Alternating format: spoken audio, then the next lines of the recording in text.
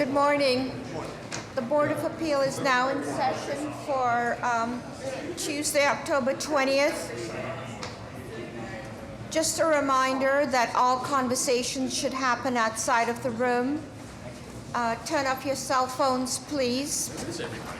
And if you are here requesting a deferral, please let us know the reason.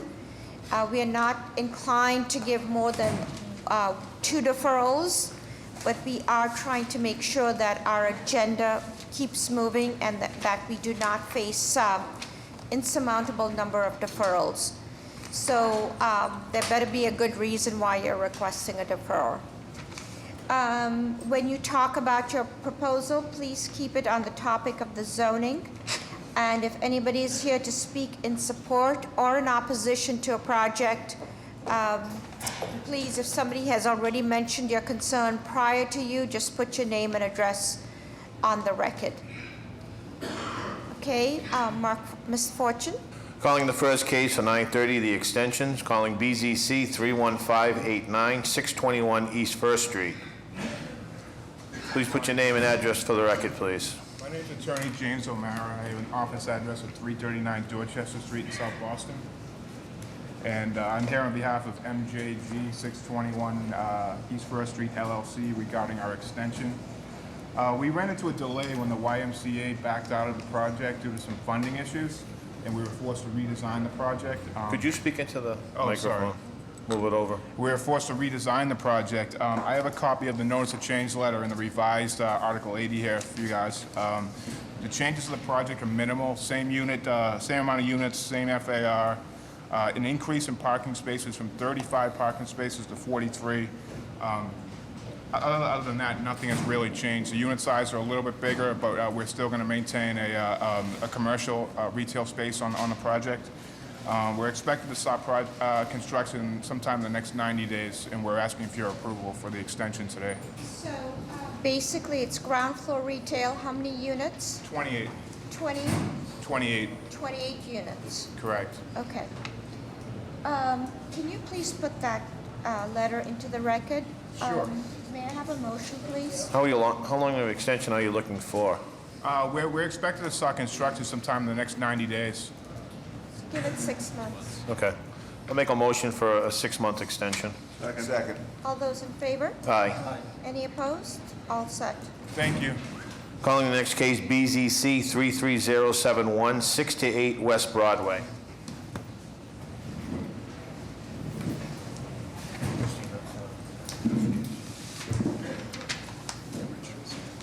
Name and address for the record, please. Good morning, Mr. Clerk, Madam Chair, members of the board, Attorney Joe Hanley, McDermott, Quilty, Miller, 131 Oliver Street in Boston. With me is Andrew Pappas, who is the principal of the developer Sun Condos LLC. It passed out to you the original request for the extension and a very minor board final arbiter determination request as well.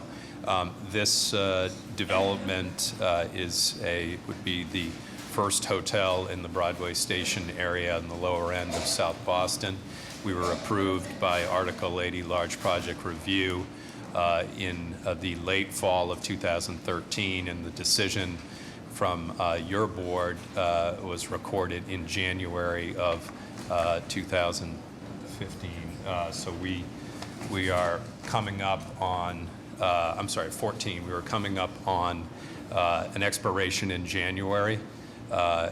The developer has been working diligently on construction and finalizing design review plans. We had an issue with So are you here for an extension? Yes. Only Yep. an extension, or is it extension and board final arbiter? Both. Yep. Okay, so first, please speak to the board final arbiter. What is the change? Yes, so if you look at your decision, it's just a very minor issue. If you look at the decision that is before you, the header on the decision has the hearing date is 2012, and in fact, it's 2013. But Okay. So it's to clean up the record. Yeah, the cover of the decision has 2013. Okay. The ad has 2013. The second page has 2013. It was just a typo, and Okay. it's in the header, And, as you'll okay. see. And the extension is for how long are you We're asking requesting? for a year. I don't think it'll take that long, but just to explain what's happened, this is obviously a fairly complicated development.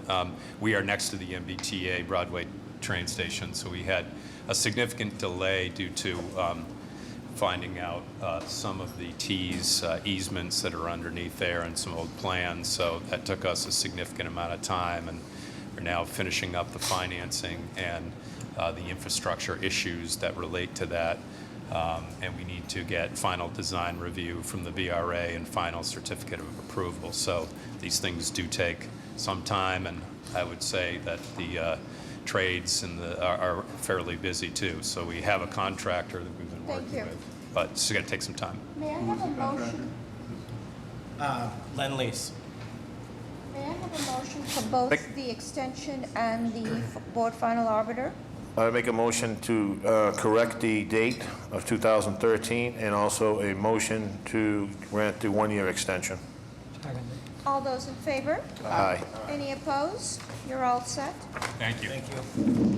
Calling the 9:30 case, Board Final Arbiter, calling BOA 426-634, 71 Rear Grampian Way.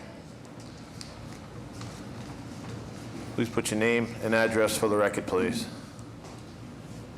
Morning, Harold Raymond, 998 Metropolitan Ave, Milton.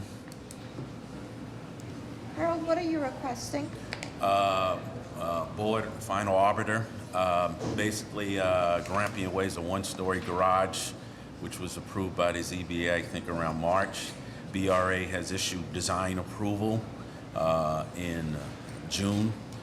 Basically, ISD wants to issue the building permit, but the total design from originally that was submitted has been changed by the BRA, and so ISD is requesting Board Arbiter approval on the design piece to issue the building permit. And this one was through a narrow driveway. And there was concern about, okay, do you have the plans, Mr. Pisani? No, we have no documents. Okay, so there's nothing we can do? We haven't seen anything. Okay. So if you have updated drawings From the BRA? from the BRA, we'll hear it whenever you're ready. Okay. Okay? What you should bring are the originals, Yep. that which we saw the first time, and then that which has been modified by the BRA. Okay, so I should just submit that at the ZBA down at 1010 Mass Ave for the next hearing? Yes, and for, just someone to make can somebody make a motion for deferral? Second. All those in favor? Aye. Any opposed? And that'll be a date when we get the information from you. All right, thank you. Then we go to the 9:30 cases. Are there any withdrawals or deferrals? Address, please. 20 Sussex Street. For the record, calling BOA 493-037, 20 Sussex Street. There is a companion case, BOA 493-038, 20 Sussex Street. Name and address for the record, please. Good morning, Madam Chair, members of the board, Attorney Nick Zazula, McDermott, Quilty, and Miller, 131 Oliver Street in Boston. We're requesting a deferral. We discovered a defect in the newspaper notice as required by the Enabling Act. We've discussed this with Stephanie from the clerk's office. They've re-advertised it, I believe, for November 10th. We are ready to proceed. It's not a deferral for any other reason besides I would like to just cure the defect before we go forward. November 10th, may I have a motion, please? Second. All those in favor? Aye. Any opposed? We will hear this case at 9:30. For the record, 11:10 at 9:30. Thank you very much. Thanks, Stephanie. The address, please. Name's Robert Rivera, Address, please. 12 Mallard Ave in Dorchester. Val, For the record, calling BOA 499-544. There's a companion case, 12 Mallet Ave. The companion case, BOA 499-543, 12 Mallet Ave. Name and address for the record, please. Robert Rivera, 12 Mallard Ave, Dorchester, Mass. What are you requesting? I'm asking for requesting the deferral. For what reason? Actually, I forgot to do with the Butters meeting. You forgot? I know I was told, and it was not there for no one else's fault but my fault, and I totally just forgot to actually set that up. And I was told yesterday if I did it, and I was like, I don't remember, so I'm actually, Okay. wanted to try to set that up today. Okay. There's also one other issue with this property, that is you have a building code violation. Have you appealed that? No, Not that I know of. They gave you a zoning violation, they gave you a building code violation. I did an appeal when I got the violations, and this is when I got the, I believe this is where I'm here So for. what you're gonna have to do is, Mr. Pisani, there were two cases before us because we can't identify which is, if one of them is a building code Okay. request. Have you set up another meeting with the abutters? With the abutters? Yeah. I'm gonna do that today. Actually, I have someone that's gonna be setting me up. David Carter is gonna be helping me with that. And then I'm gonna try to take care of that as soon as possible. May I have a motion? Motion to defer. Is there a second? All those in favor? Aye. Any opposed? The date, please? You're going into the next year, January 12th at 11:30. Thank you. Any other deferrals or withdrawals? Address, please. 3 Bay State Place.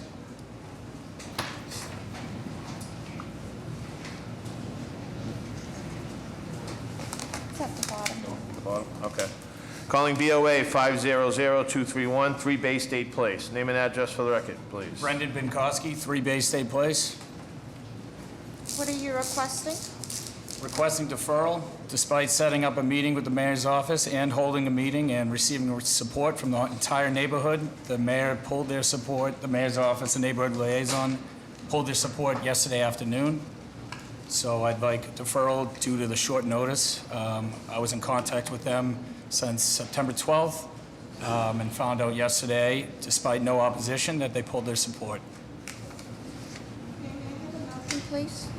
Motion to defer. All those in favor? Aye. Any opposed? A date, please? You have a date of January 12th at 11:30. Thank you. Are there any other cases for deferral or withdrawal? Address, please. 32 William Street, Boston. For the record, calling BOA 513-274, 32 William Street. Name and address for the record, please. My name is Earl C. Tate, 3690 Hartsfield Forest Circle, Jacksonville, Florida, 32277. What are you requesting, Mr. Tate? A variance. Are you requesting a deferral, to defer the case to another date, or to have it heard today? So we're gonna have it done today Well, if then- possible. Okay, then you'll have to just sit back. We'll Okay. have to call the cases that are ahead of All you right, sure. on the agenda, okay? Easy, thank you. So, we'll see you soon. Deferral, Tim? Address, please. Tim Johnson, architect, 190 Old Colony Ave, Boston. This is for 49 through 55 Coffee Street. Okay. Madam Chair, members For of the the... record, Tim, hold on a second. For the record, calling BOA 494-900, 49 to 49B Coffee Street. Calling BOA 494-885, 55 Coffee Street.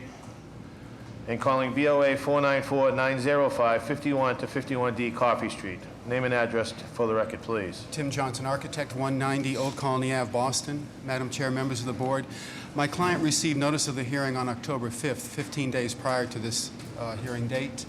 After conferring with ONS and Pope's Hill Civic Association, they asked us to defer, which I'm here to do. We now have a December 3rd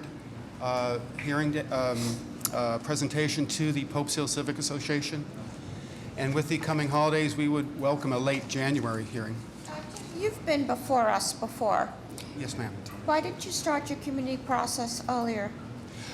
Because my client took a leave of absence with a medical problem, and he was spearheading the project. These are 8 new townhouses. So with him out of the picture, it was dormant. He's back now, healthy, so he wants to start up the process again, ma'am. Okay. Motion to defer. Second. Yeah. Is there a second? Second. All those in favor? Aye. Any opposed? Date, please? Tim, you have a date of January 26th at 11:30. Thank you, Madam Chair, members of the board. Are there any other withdrawals or deferrals for 9:30? Hearing none, we'll call the first case. Calling BOA 516-331, 42 to 44 Winton Street. There also is a companion case calling BOA 516325, 50 Winton Street. Purpose is to erect a 2.5-story family dwelling on Lot B and subdivide with Lot A. Violations, Article 10, Section 1, 5-foot minimum from side lot line. Article 67, Section 32, 6732, maneuverability. This is for 50 Winton. This is a subdivide parcel, Lot A and Lot B. Violations, Article 67, Section 9, side yard is insufficient. Name and address for the record, please. Good morning, Madam Chair, members of the board, Attorney John Pulgini, 10 Forbes Road, Braintree, Mass. Antonio Ferrara, 56 Bell Ave, West Roxbury, Mass. Okay, please tell us what you're proposing. So this is a subdivision of a 14,713 square foot lot, creating two lots. One will be identified as 4244 Winton Street. I believe on the plans it's mismarked as 4446, but it is actually 4244. The zoning there is two-family 5,000. This subdivision, with respect to 4244, would create an 8,000 square foot lot, which would have a two-family duplex on that. That complies with all zoning, with the exception of limitation of parking. Parking would be within 5 feet of a lot line, and also maneuverability, as tandem parking is forbidden. And that is on each side of the same unit. The parking within 5 feet is on the left side of the building. Right side. I'm sorry, the right side of the building. We went through neighborhood through ONS, had an abutters meeting. Dave McNulty can comment on that further.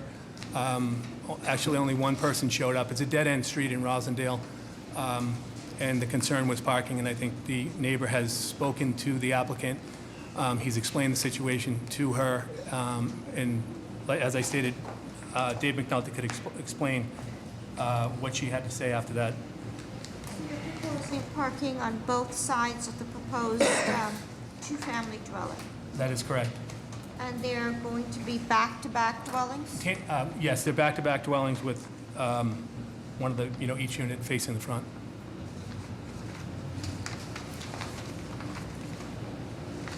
Any questions from the board? How do the plans look, Mr. Bazzani? Drawings are adequate. And this is going to be stick-built, right? It is, yes. Okay. Is anybody here to speak in support? Dave? Good morning, Madam Chair, members of the board. David McNulty, Mayor's Office of Neighborhood Services. As the applicant said, we had a neighborhood meeting. There was one neighbor that wanted to express opposition based on parking situation on the street. However, the Mayor's Office recorded in support. The application is asking for minimal relief. Two families aren't out of character with the neighborhood. We recorded in support. Because it looks like the violations are minimal, though, go ahead.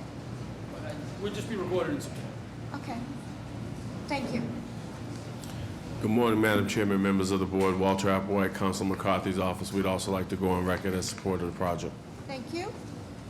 Madam Chair, members of the board, Robert Powers on behalf of City Council at Large.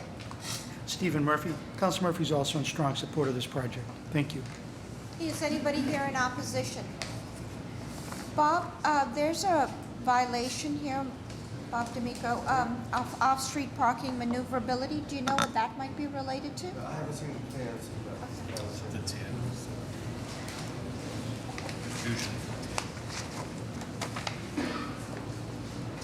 In the meantime, may I have a motion? Motion to approve with BRA design review. Second. All those in favor? Aye. Any opposed? We'll just see if we need to have additional attention paid to parking.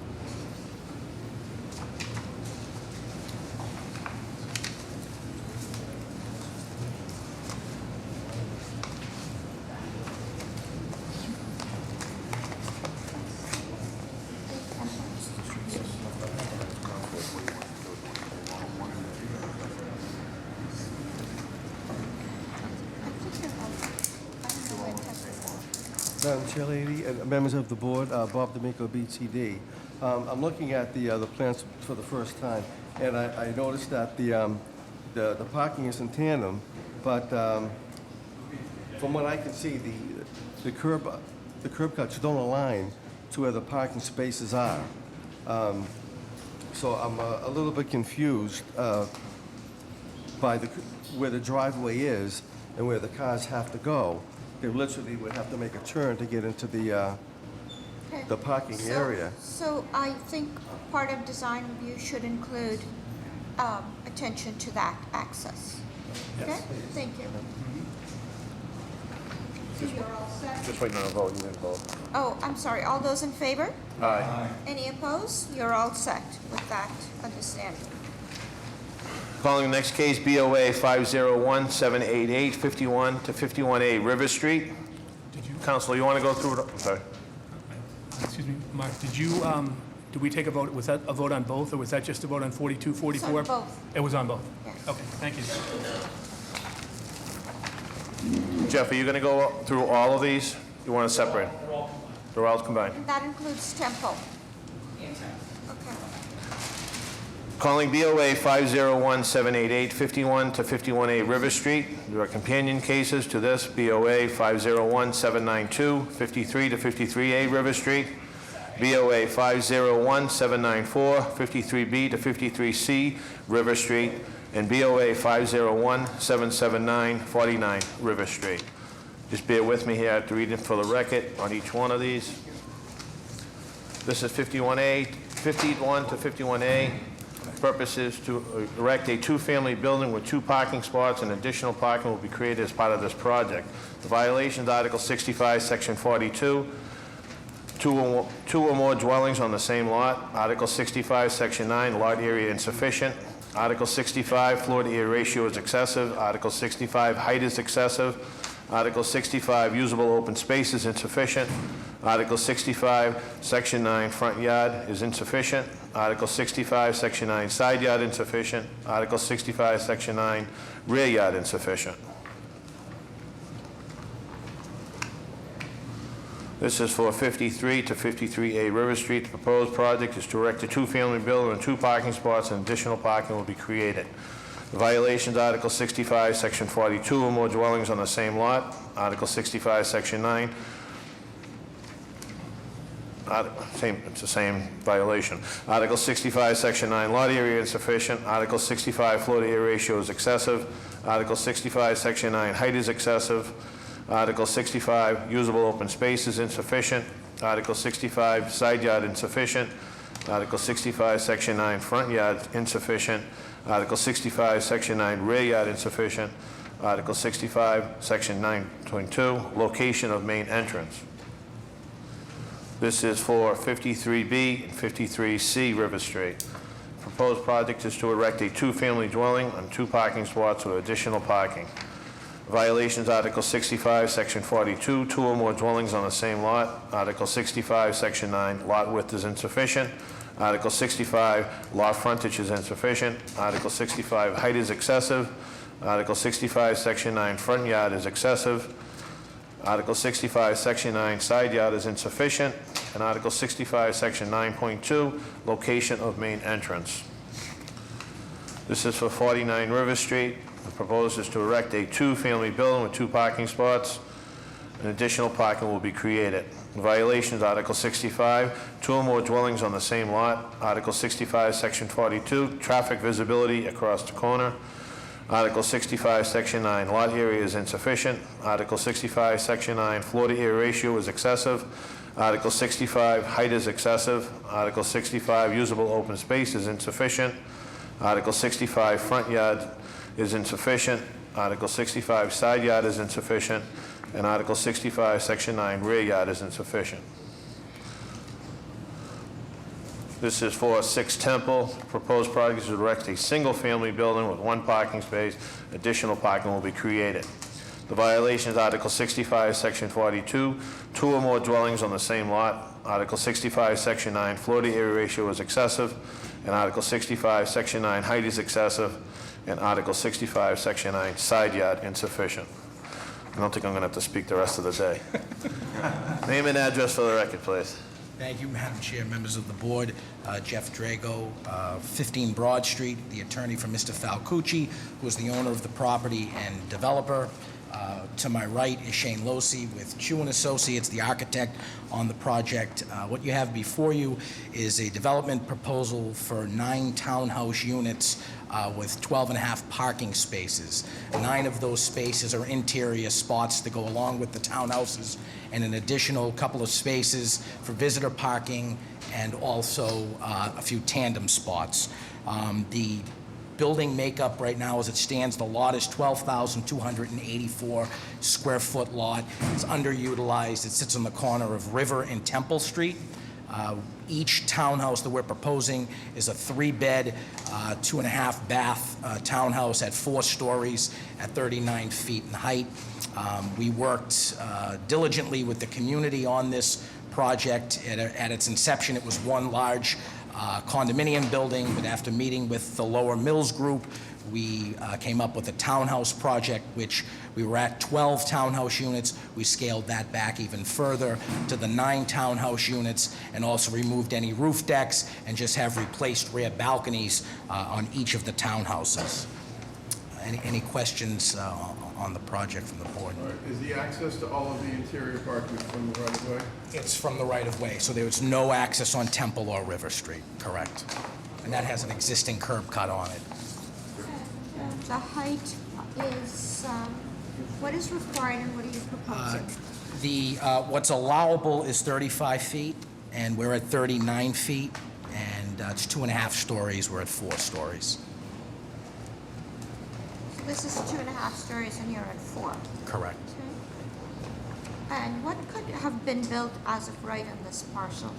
This is a 2F6000. It's a 2F6000, so two family. But how large is the, you said it was 12? The lot is 12,284 square feet. So it would have been 4 families? 4 townhouses, Probably a couple. somewhere around there roughly. Okay. How do the plans look, Mr. Bazzani? Drawings are adequate. Any questions from the board? Is anybody here to speak in support of this proposal?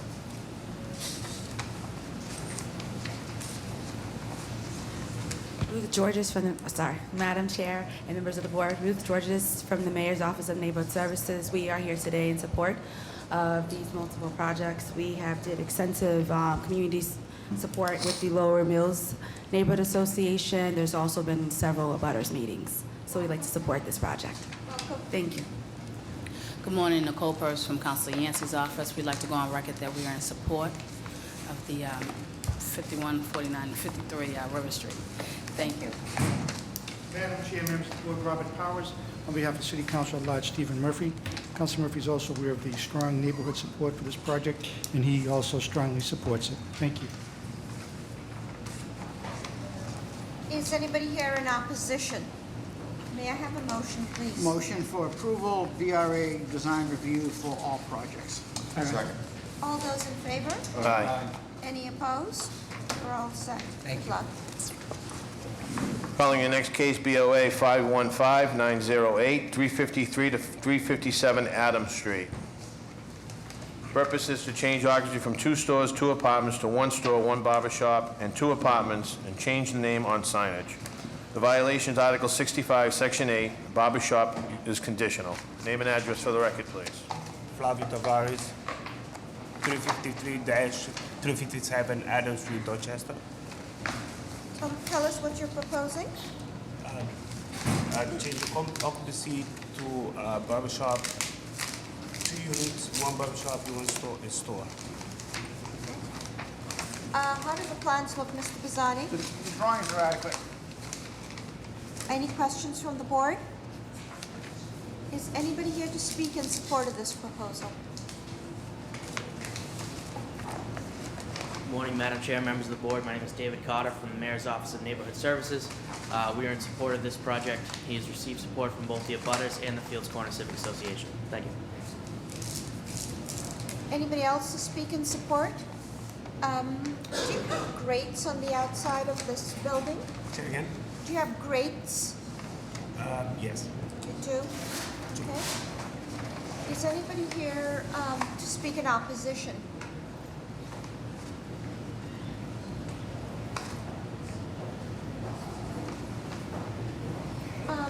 May I have a motion, please? Motion to approve with BRA design review. May I have a second? Second. All those in favor? Aye. Any opposed? You're all set with BRA design review.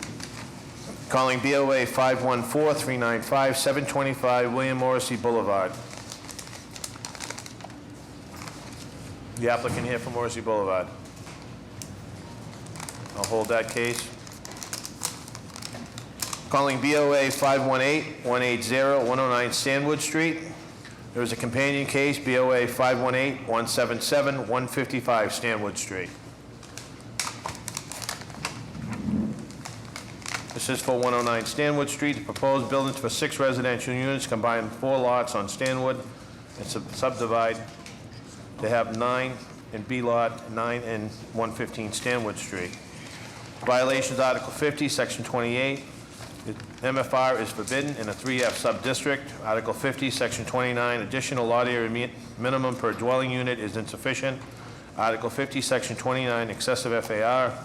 Article 50, Section 29, rear yard setback is insufficient. Article 50, Section 29, excessive height. Article 50, Section 29, insufficient open space. Article 50, Section 29, insufficient front yard setback, porch roof. This is for 115 Stanwood. Proposed building of 6 residential units, combine 4 lots and then subdivide into 2 lots. Violations, Article 50, Section 29, additional lot area per dwelling unit. Article 50, Section 28, MFR is forbidden in a 3F sub-district. Article 50, Section 29, excessive FAR. Article 50, Section 29, rear yard. Article 50, Section 29, excessive height. Article 50, Section 29, open space. Article 50, Section 29, front yard setback, porch extension. And Article 50, Section 28, MFR is forbidden in a 3F sub-district. Name and address for the record, please. Thank you, Madam Chair, members of the board. Jeff Drago, attorney for the applicant, Anthony Belanti. My address is 15 Broad Street in Boston. Dan Ricciarelli, architect for Seeger Architects, 10 Derby Square, Salem, Mass. What you have before you is a proposal. It's subdividing of 4 lots and then combining into 2 with 2 separate 6-unit development projects with 6 parking spaces, and each lot is roughly 9,165 square feet. And Sorry again, how large is each lot? lot? The first, Lot A, is 9,165 square feet at 109 Stanwood, and Lot B is 9,153 square feet at 115 Stanwood. We're proposing 6 residential units on each building with 6 parking spaces underneath each unit. Again, this is a 3F 4,000 district? Correct. If you could please recommend, Jeff, to any of the architects you work with, is that because I know this is probably one of the few times you've been before us, but if we could have a sheet that does zoning analysis, what's required, what are you proposing, so we clearly understand, okay? Okay, sure. So again, you have a lot of violations besides the forbidden use. You have FAR, height, and yard violations. Correct. The height is 0.8 for the area, and we are proposing 1.2. So the FAR is 0.8 and you're proposing 1.2.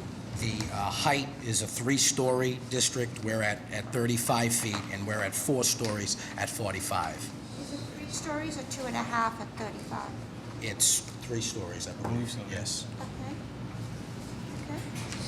Okay. And the rear space, rear yard is 30 feet. We're at 25 feet. Okay. And again, this is 2 proposed curb cuts. Yes. To tell us how the parking is supposed to work. There's 6 spaces below the building in the front. You pull off of Stanwood Street, and there is a drive aisle which accesses 3 separate garage doors underneath. And so the So these are going, the garages are going to be facing the street? That's correct. On page A.4, I think, that if you see it. I see that. Why isn't this partially considered front yard parking? I know that your garage is facing the street, but you have such a large apron in front of it that rather than simply driving into the garage, it allows people to drive 6 cars in the garages, but also additional parking in that apron.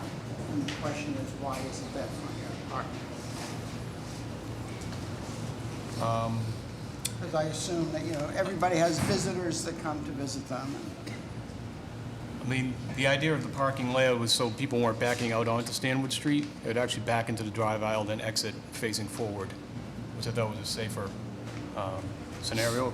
If I'm answering your question, Yeah, no, I just think, I'm trying to think of a precedent where the whole front of the house is macadamed as driveway. And in fact, the cars can go into the garage, but I also know that visitors and others are going to be parked in that space, which is front yard parking. Did the BRA have any reaction to that? No, we didn't. It was one of those, and I can't speak for ISD also, but if the parking is showing that the cars are in the garage, I don't know if we can make an assumption for a violation. I also note that at the community meetings, they did approve the parking schematic, the idea of having the parking interior. And we did submit a letter from Project Right, who's the community group there that they met with a letter of support for the project, so. Is, any other questions from the board? Is anybody here to speak in support of this proposal? Good morning, Madam Chair, members of the board. Tom McKay, Mayor's Office of Neighborhood Services. On behalf of Kyra Fox, we'd like to go on record in support of this application. This is basically going to take what is a blighted lot in the area and turn it into much needed housing. They've gone through a pretty significant community process, and I also have a conditional letter of support from Project Right that I can provide to the board if you don't have a copy of that. What were their conditions? So they list a number of conditions. Most of them have to do with, looks like most of them have to do with construction, talking about pitched roof design, proper ventilation. They want the retaining wall to follow the necessary guidelines for drainage, proper notification to the abutters and excavation of the site, abatement for rodents. So it's all basically Yeah, it's construction pretty much management. more maintenance and working with the neighbors as they go forward. Thank you. Thank you. Is anybody else to speak in support? Is anybody here in opposition? So we're talking about 2 identical 6-unit buildings next to each other? Correct. And I think there might be a design solution so that, in fact, it's not all garages facing the street. Mark? Well, I was going to follow up on that. I mean, was your expectation that are there provisions being proposed that would minimize any parking on the open space in front of the garages?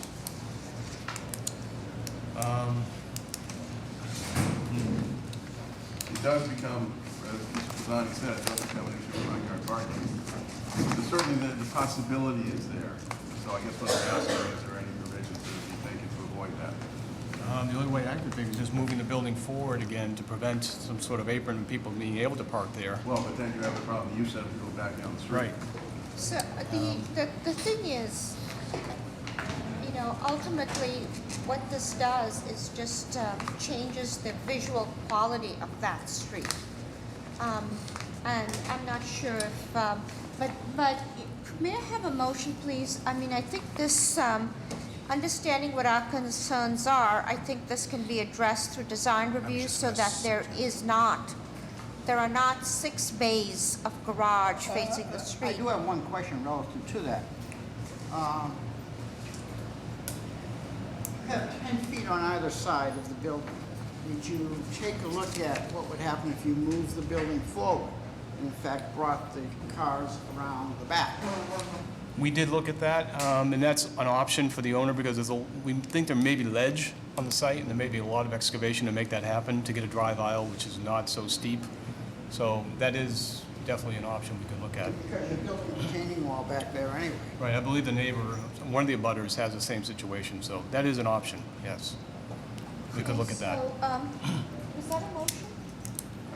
Yeah, I'm going to make a motion to grant the relief requested, but with a strong BRA design review proviso. In fact, to look at a proposal that would push the building forward in line with the model of the other houses and have the parking in the rear.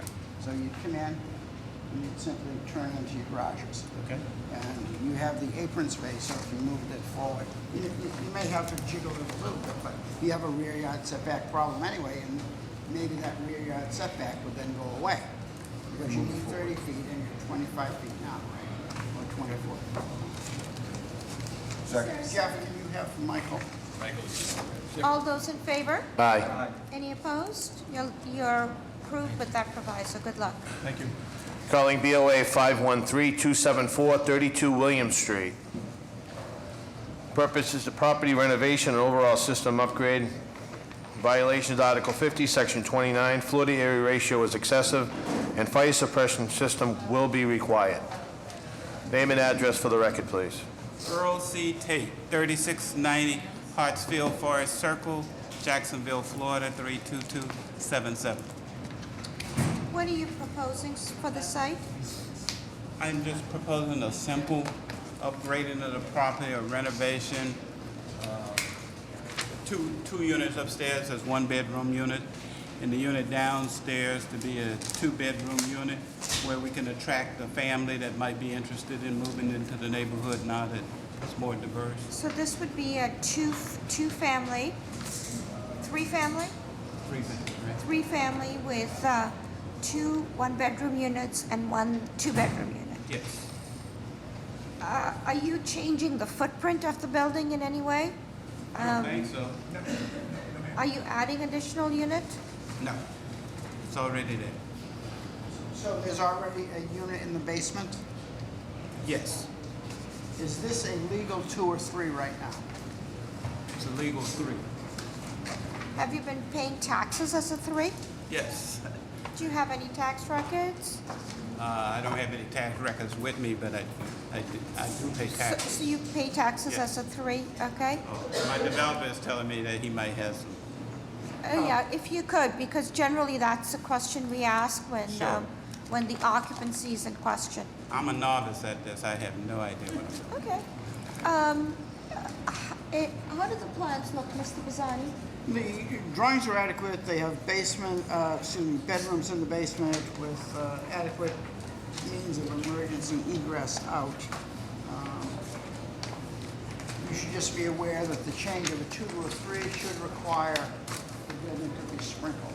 Yes. But you're doing all new construction anyway. I mean, Yeah, we've got regutted the renovations. entire building, putting new wiring, upgrading to a sprinkler system, a fire alarm system, and a surveillance system.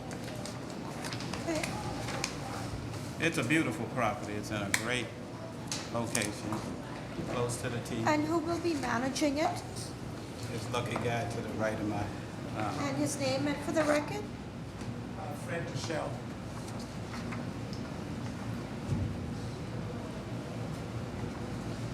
You'd more than likely have an on-site property manager, but he would also be overseeing.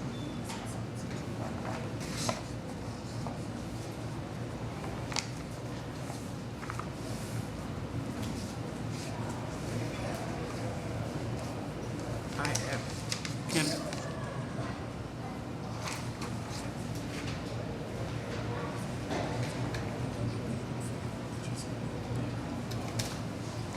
How about meters? Do you have meters on the building?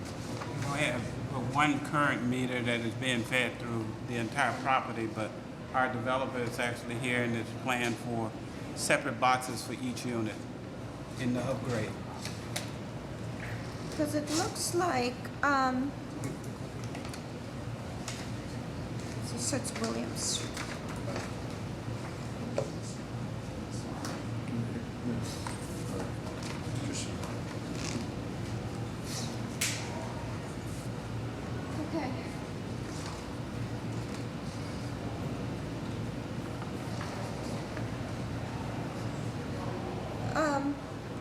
Mr. Pisani, the plans are adequate. Any questions from the board? The drawings are adequate. Is anybody here to speak in support of this proposal? Good morning, Madam Chair, members of the board. Tom McKay, Mayor's Office of Neighborhood Services. On behalf of Kyra Fox, we'd like to go on record in support.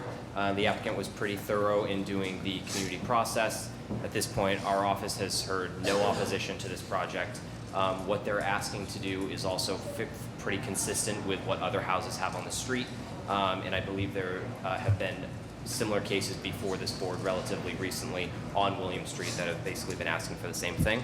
So we'd like to go on record in support. Good morning, Madam Chair, members of the board. Nichelle Sadler, representing District 7 City Councilor Tito Jackson. We'd like to also go on record in support of this project. We attended a community meeting. They had several abutters attend that meeting as well. It's a beautiful old brownstone that just simply needs some updating. Thank you. Madam Chair, members of the board, Robert Powers on behalf of City Councilor at Large Stephen Murphy. Councilor Murphy is also in support of this project. Thank you. Madam Chair, members of the board, Paul Sullivan, on behalf of City Council at Large Michael Flaherty, I'd like to go on record in support. My name is Eden Williams. I'm a resident of William Street, and I'm also the tenant of 32 William Street, and I approve. Thank you. Is anybody here in opposition? May I have a motion, please?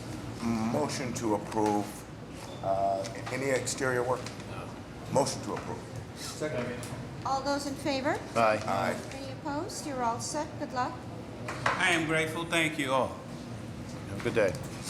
Going back to case BOA 514-395-725 William T. Morrissey Boulevard. Is the applicant here for William T. Morrissey Boulevard?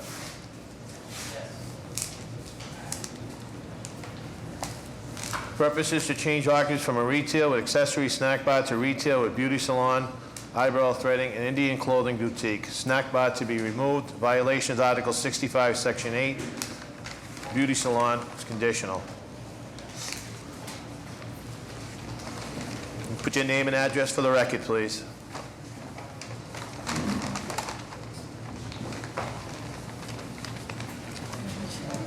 Address, please. My name is Rubia Chadwe, and address is business address or my house address? Your house. 25 Wainwright Street, Dorchester, MA 02124, apartment 1. Tell us what you're proposing. I'm sorry, could you repeat? Tell us what you're proposing. Eyebrow threading. Eyebrow threading. Okay. Indian technique eyebrow threading. How do the plans look, Mr. Pisani? The plans presented are for national wholesale liquidation. Where is your business going to be located? 725 William T. Morrissey Boulevard, Dorchester City. Within the existing building? Yes. Can you please help us understand what's going on? Madam Chair, members of the board, my name is David Cotter from the Mayor's Office of Neighborhood Services. What the proponent is proposing is to open up a eyebrow threading and Indian clothing boutique within National Wholesale Liquidators. Inside of the building, there is a small cutout which has been previously home to a jewelry exchange and a small computer repair shop. The National Wholesale Liquidators would be subleasing that space to her. Okay. Is it just trying to look at it, is it inside, you go through the main entrance? And Yes, it is. When you walk through the main entrances, you make a left, and it's right on your left-hand side in between. It's cut out into the wall. Okay. Any questions from the board? Is anybody here to speak in support of this proposal? Madam Chair, members of the board, David Cotter from the Mayor's Office of Neighborhood Services. Would like to go on record in support. She received support from both the abutters and the Clam Point Civic Association. The Civic Association Vice President's here to speak on their behalf. They are a little bit concerned that National Wholesale Liquidators has begun to sublease interior space. They ask that the board restrict National Wholesale Liquidators from expanding the space that she's trying to lease so that it's not built out into a bigger floor area space. How much square footage is that, Mr. Pisani, in there? Rough look, it's, the small shop that's proposed is probably 300 square feet. The wholesale liquidators is probably 25,000 square feet. Okay, thank you. Anybody else to speak in support? Yes, Madam Chairman. And board members, my name's Kathleen Lynch from Clam Point Civic Association, presently the vice president. We had a vote last night at our monthly meeting. The issues that we want somewhat restriction to Ms. Chowdhury is due to the fact that National Wholesale Liquidators has a sign up inside the property looking to subdivide more space inside this property. We do not want it to become a corner, downtown corner mall with, all sorts of different nail enterprises. We have enough nail manicure places in the Fields Corner area. The space is about 200 square feet. You walk through the cash registers, you pay your money, and you're in the chair getting your eyebrows threaded. So it's not a private space. There's no sanitation there. Ms. Chowdhury says it's typical for these threading operations to use hand sanitizers. I'm more concerned that the permit is beauty parlor / threading. I guess it comes under a licenses of a beauty parlor. If a beauty parlor was to be built out in that space, it would require, a plumbing and everything else. There is no space for, it's really 200 square feet space, dead-ended. It's like your board table right there. So have concerns, if we start blocking the front space for privacy, there's going to be an egress issue. So I'm concerned National Wholesale Liquidator is going to really chop up their space. I would like the space to be designated in the permit to that front space so that it can't be moved into more private spaces. And specific to the beauty salon as a threading salon, beauty parlor permit. Ms. Chowdhury is a member of the community. She has children in the Murphy School. She's got an entrepreneurial spirit, so we would like to support her, but we do have concerns with National Wholesale Liquidators. Thank you. Thank you. What is on that footprint right now?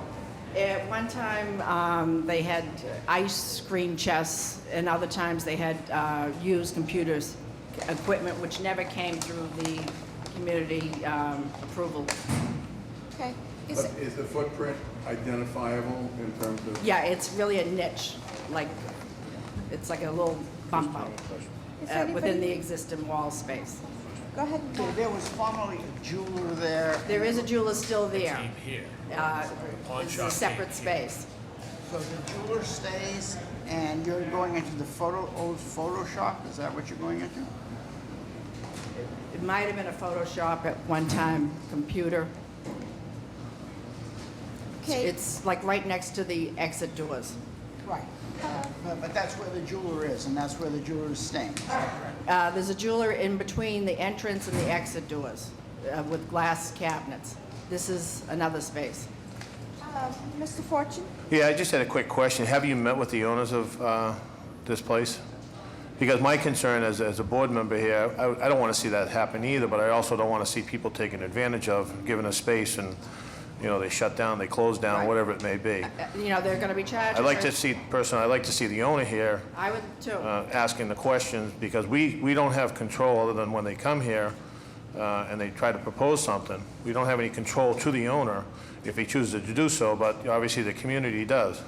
It's a gray matter at this point. National Wholesale Liquidators had been the leaseholder of that property. Boston Scientific owned it for years. We have been looking into the ownership, whether there's been a transfer in the last year or two that we are not aware of. National Wholesale Liquidators out of New York had an organization change during the recession. I don't know whether they took in the property. Okay. So, but I am vastly concerned that they were going to chop up this property. They do have a sign looking for new vendors. Isn't this a licensing, is there a license to do this kind of thing at the state level? I think so. I would think so. Yes. Because Yeah. my opinion is that you can't do that kind of operation without some kind of cosmetology license, and then again, it would kick into your point earlier that there are requirements around. I would think so, and the sanitation's an issue too. Yes, absolutely. Yeah, that's if you go beyond the minimum what they're proposing. So may I have a motion, please? Motion to approve. Can I amend that? With any provisos? The proviso that be restricted to the existing footprint in the space. Is there a second? Second. All those in favor? Aye. Any opposed? You're all set. Good luck. Thank you. Okay. Madam Chairman? Sorry. That's okay.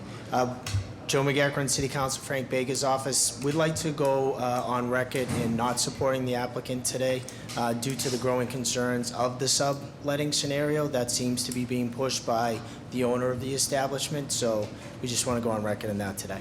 Thank you. Okay, we will take a 5-minute break and pick up at 10:30. You're all set.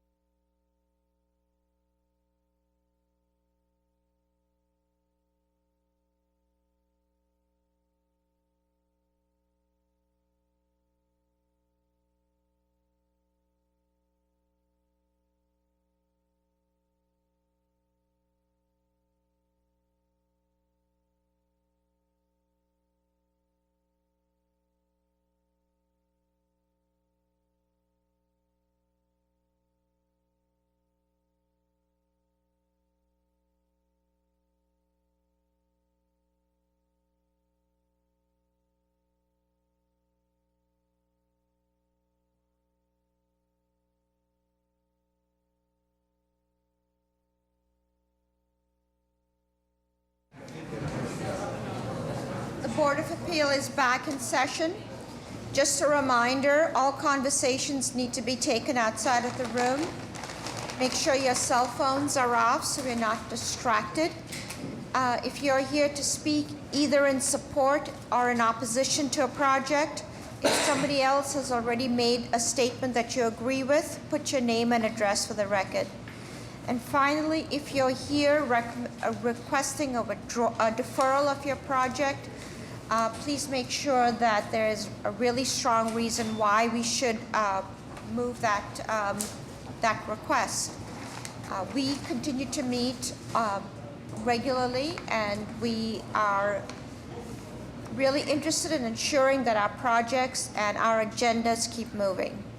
Mr. Fortune? Calling the 10:30 cases. Are there any withdrawals or deferrals for 10:30? Address, Dan?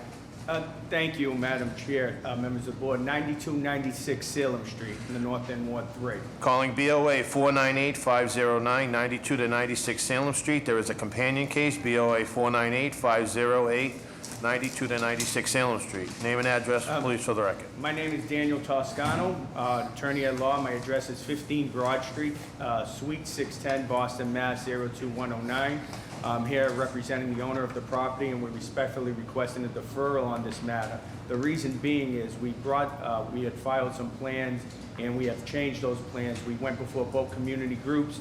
The community groups were not in favor of the particular proposal. I've worked with the Mayor's Office of Neighborhood Services. We have changed the plans. I'm prepared to file new plans hopefully this week. And the Mayor's Office suggested I move forward to file those plans, ask for a deferral, and bring the new plans back to the community. And I've already contacted the community, and hopefully I can get on the Neighborhood Council agenda and the Resident Association agenda in November. Can you really quickly describe the change in the plans from before? In regards to the original plans that were filed, the current existing use is 6 residential units and 2 stores.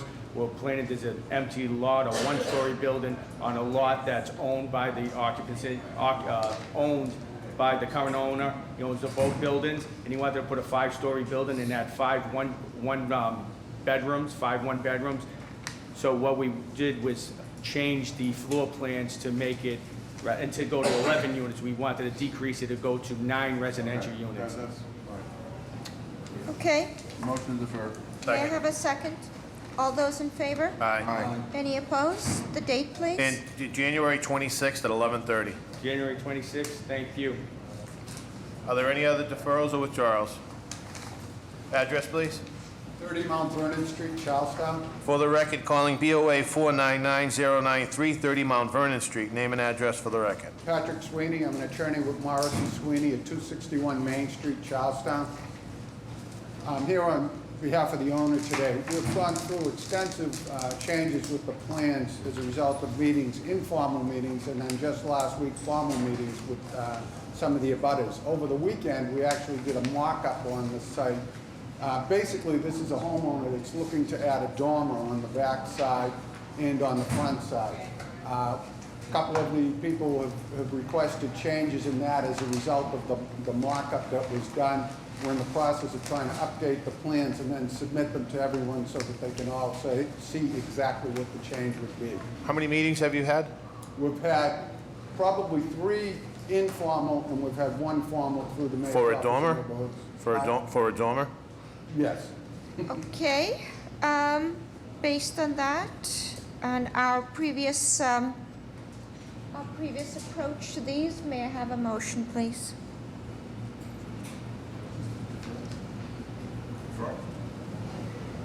Seeking deferral? Yes. Motion to defer. Second. I just want to have us revisit that because you've done your due diligence meeting with the community, and you're proposing a dormer, a roof deck, and extension into the basement. That still stays the same. Okay. So may I have a motion? Okay, may I have a second? All those in favor? Aye. Is anybody opposed? Opposed. Okay, the motion doesn't carry, so we will hear you in sequence. Madam Chair, may I speak a moment? I made a representation to certain people that wrote last night that we would seek the deferral. And you did seek a deferral, and But we do not have plans that comport with the changes that my client is prepared to make, and it does not radically affect him, but it does affect people that, and I understand the board's trying to move this, and we certainly would. the question is, is it substantively different than what was submitted with the appeal? It changes the roof line on at least And both sides. and so you can explain that in your presentation. Okay, thank you. Anybody else? Are there any request- other deferrals or withdrawals for 10:30? Hearing none, we'll call the first case, calling BOA 492-844-165 Bowen Street. There is a companion case, BOA 492-845-165 Bowen Street. Purpose is to erect a 4-story wood frame building, 4 enclosed parking garage, lobby at grade, 3 residential condominium units above. The violations, Article 14, 14-1, minimum lot size requirement is insufficient. Article 14, Section 14-2, lot area, the additional dwellings is insufficient. Article 14, Section 14-3, minimum lot width is insufficient. Article 14, Section 4, minimum lot frontage is insufficient. Article 15, Section 1, floor area ratio is excessive. Article 17, Section 1, usable open space is insufficient. Article 18, Section 1, minimum front yard requirement is insufficient. Article 20, Section 1, minimum rear yard is insufficient. This is for, sorry. There is building code, Section 521 CMR, Chapter 28, elevators in multi-story buildings and facilities, each level, including mezzanine, shall be served by a passenger elevator. Name and address for the record, please. Good morning, Madam Chair, members of the board. My name is Niall Setfin. I'm the architect for the project. My address is 197 8th Street in Charlestown. With me today is Mr. Chris Curtin, who is the owner and developer of this particular project. 165 Bowen Street is a 3-unit condominium to be constructed above an enclosed garage accommodating 4 parking spaces. This is currently a vacant site. Each dwelling unit is a 2-bedroom, 2-bath, and averages about 1,150 square feet. Building height is just under 40 feet. We've had 2 neighborhood meetings on this project. We believe we have very strong, very good neighborhood support. As a matter of fact, I have 3 letters of support from butters, which I'd like to present for the record.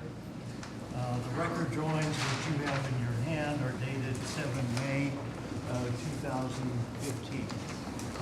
I would add that this particular building and its height and bulk is very much a copy of several other buildings which are of similar nature and height and bulk on Bowen Street. Thank you. Miles, could you address the building code issue, please? I'm not sure what it was.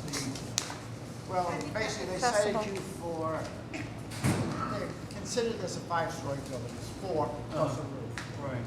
And they cited the article that states that for 5-story building, only passenger elevator, full passenger elevators are required. You have a handicapped access elevator that takes you from a public space into the living room of the ground floor unit, which makes access.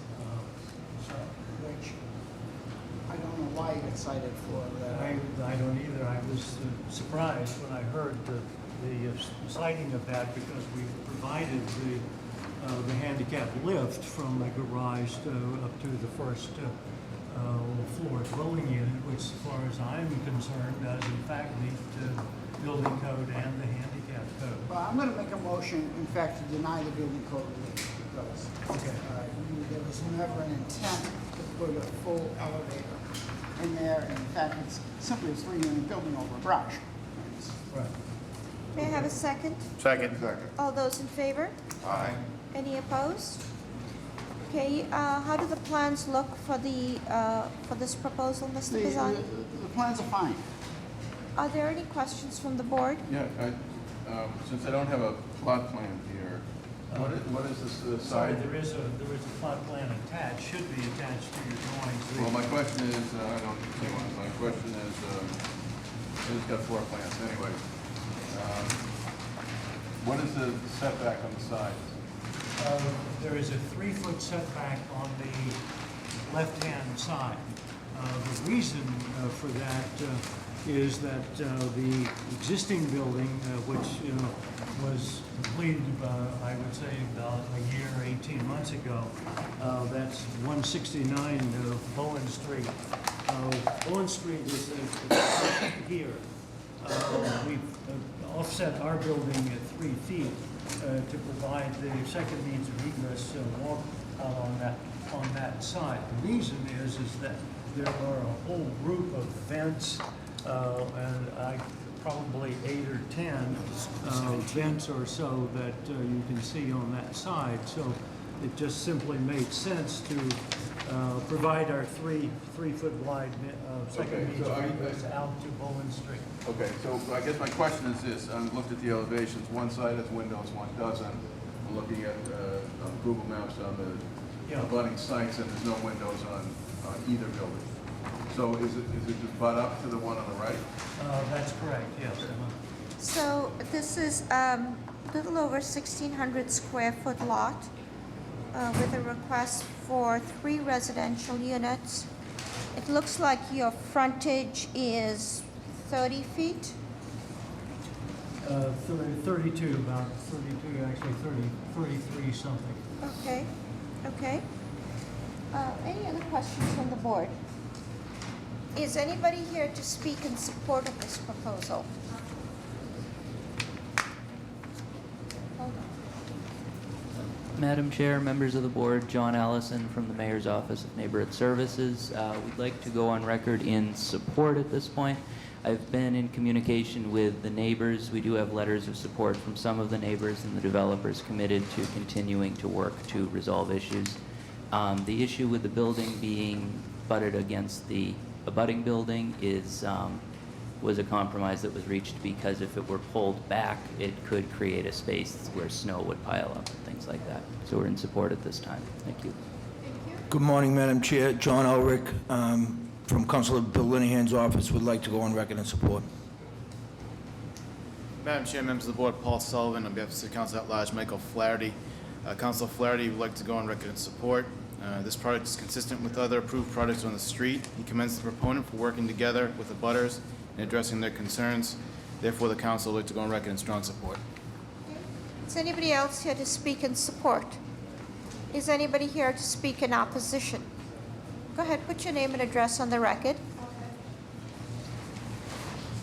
My name is Andrea Alex. I live at 163 Bowen Street. The neighbors are not in favor of this. I don't know what couple they got, but. So tell us what your opposition is based on. Well, What my your opposition concerns is, are. I have a plot plan here of the properties, all of the properties, and the footage and so forth and so on.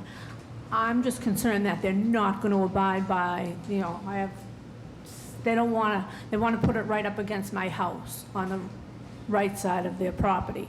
I have a pitched roof with skylights in my bedroom, and I don't know how far they wanted to pitch it, but there is some space. I want to make sure I have that space. And also, as far as the vents and all of that was the guy previous built all those. I mean, for him, he wants 3 feet there. What about on my side? I wanted a back way out.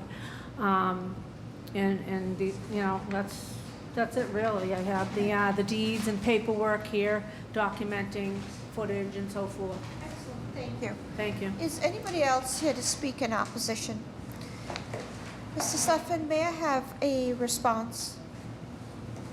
I think what Ms. Alex is referring to, this is the photograph of that side of the house. As you can see, there's just one air conditioner sticking through the wall. That's it. There are no windows or whatever. The other side of the property, as I explained a moment ago, has all of those vents projecting out of the existing wall. It would cost a great deal of money to that particular condominium association to do any kind of renovation to those vents. I mean, quite how they got there, I don't know, but there they are. So we're reluctant to offset our building a foot or so, just because of rain and snow and so forth. It does collect, and it becomes a serious problem in that situation. So we believe that we have done the right thing, and can put the building up against the existing one, flash that condition, which we have a right to do, and to make that a reasonable solution to the problem. Okay. One last comment, ma'am. Yeah, Yes, they're saying they didn't want to put space on the other side because of snow. Well, I have a pitched roof, and if he builds his 4-story with the deck against my property, it's still going to get, stuff is still going to get in there, but leave me enough room so I could fix it if need be. Okay, so, and you have a roof deck proposed on that? Yes, we do. You do, okay. It's a small roof deck which is offset from both sides by about 10 feet, so it's not that it's, you know... And the access is to all units? No, just the top exclusive unit. right to use for the top floor unit. Okay, any other questions from board? May I have a motion? Motion for approval, BRA design review. All those in favor? Aye. Any opposed? And Jeff, you've heard about the neighbor's concern, okay? Thank you. Good luck. Thank you. I was trying to say something, but We already asked for people to speak in opposition. you didn't make up and I had my hand up. Oh, I'm sorry, I didn't see you. Why don't you put your concern on the record? Megan Stark. I guess just my one opposal is the roof deck. We're not super in favor of that just because there's so many in the neighborhood already. And it's And your name and address? Megan Stark, 150 West 6th Street. Sorry about that, I didn't see you. Calling the next case, BOA 498302, 51 Silver Street. The entry went the wrong place, so they're coming. Yes, sir. Tim, 369 is not yours, is it?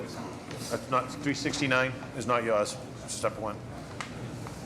Purpose is to combine lots 136, 137, and 138, demolish an existing 3F building and erecting new 5-story, 9-unit residential building with 18-car garage.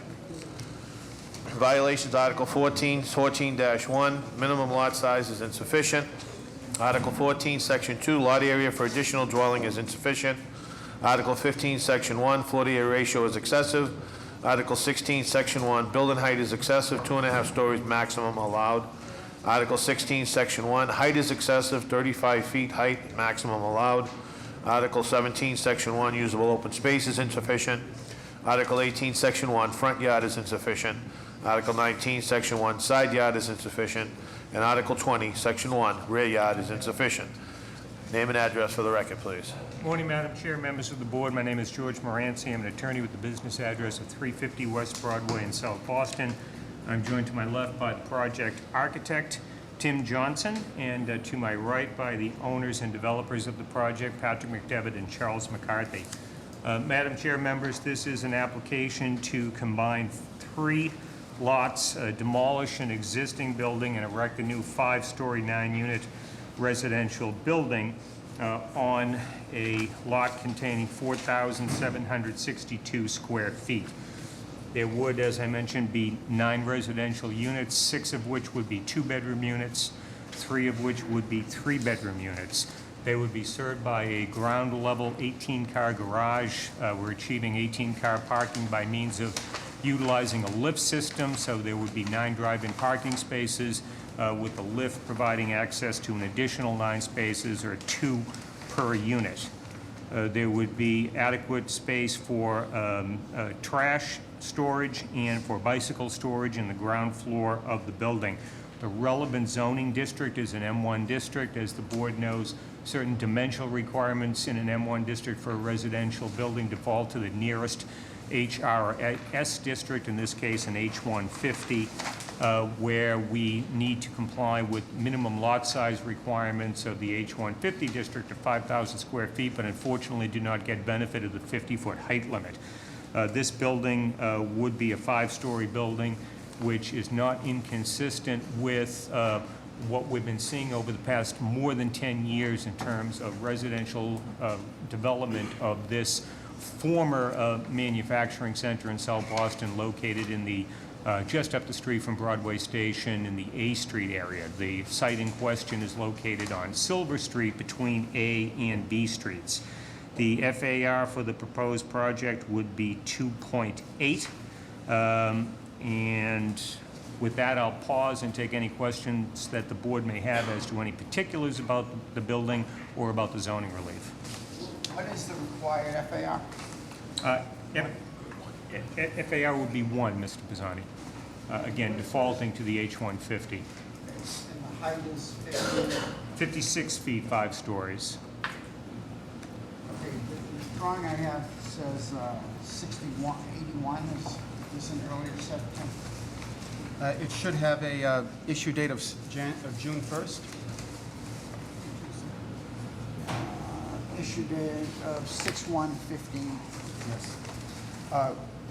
On which page you see 81 feet, Mr.? No, 81 feet is the lot width, Mr. Pisani. Okay, sorry. Yeah. Thank you. And is there rear and roof decks? Talk about the roof decks, please. There are roof decks on the top. Tim, if you want to talk about the roof decks, these are dedicated roof decks for top floor units, though. They are dedicated... 2 roof decks on the top. Two roof decks, ma'am, for the 2 top units. One's a 3-bedroom unit, one's a 2-bedroom unit. They're accessed by head houses to the roof decks. And what's the size of the 2 bedrooms and 3 bedrooms? The 3 bedrooms all are in the area of 1,400 square feet, and the 2 bedrooms range from 1,000 square feet to 1,200 square feet. Some are 2-bath, some are 1-bath units. How do the plans look, Mr. Pisani? Drawings are adequate. Any questions from the board? Is anybody here to speak in support of the proposal?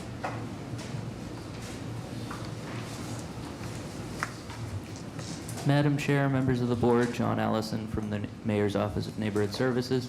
We'd like to go on record in support. We did hold an on-site abutters meeting, and the applicant did meet with the West Broadway Neighborhood Association. West Broadway is in support, and we do have letters of support from several abutters. Thank you. Madam Chair, members of the board, John Ulrich, Councilor Bill Linehan's office, would like to go on record in support. Madam Chair, members of the board, Paul Sullivan on behalf of City Council at Large, Michael Flaherty, I'd like to go on record in support. Madam Chair, members of the board, Robert Powers, on behalf of City Councilor at Large Stephen Murphy. Councilor Murphy is also in support of this project. Thank you. Board members, thank you for the opportunity to comment. Brian Mahoney, St. Vincent's Lower End Neighborhood Association, along with the West Broadway Neighborhood Association and the Mayor's Office of Neighborhood Services, we co-hosted and sponsored an on-site meeting. There was no opposition. We urge the board to support this. Thank you. Thank you. Is anybody here to speak in opposition? Please, your name and address for the record. Madam Chairman, board members, my name is David Burns. I live at 14 Springer Street, South Boston. My family owns the building at 55 Silver Street that abuts 51 Silver Street. This building is going to be on the property line, or close to it. It's a 5-story building, approximately 25 feet, I would say, maybe higher than ours. That's not to the penthouse, which is probably an additional 10 or 11 feet. The FAR is tripled, almost tripled here. They are going for relief on, I don't know how many items, 6, 7, and 8. And the family is opposed to this being developed into 9 units at this time. The problem is that I don't understand is this is a city problem. I've been in the city all my life. We have people coming here every day with 9-unit buildings, 1,900 square feet or 1,500 square feet units, and no affordability. So we can have 1,900 square foot units so we don't have to put an affordable unit in. And I think the board should address this because I know 120 West 4th Street is coming before you. And I was at that meeting. I did not meet these meetings, but I want to bring it to the board's attention. And as the board is well aware, in order to go for variance, there got to be hardships. Soil, size of lot, so on and so forth. So, thank you very much for your time. Again, we about the property, we're opposed to it, and that's the facts. Thank you. Thank you.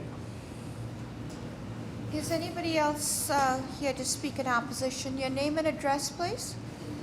Yes, my name is Edward Franco. I own 142, 146 West 4th Street, and I also oppose this project. On the same grounds, or? Same Okay. grounds. Okay. What is on the site now? a three-family dwelling.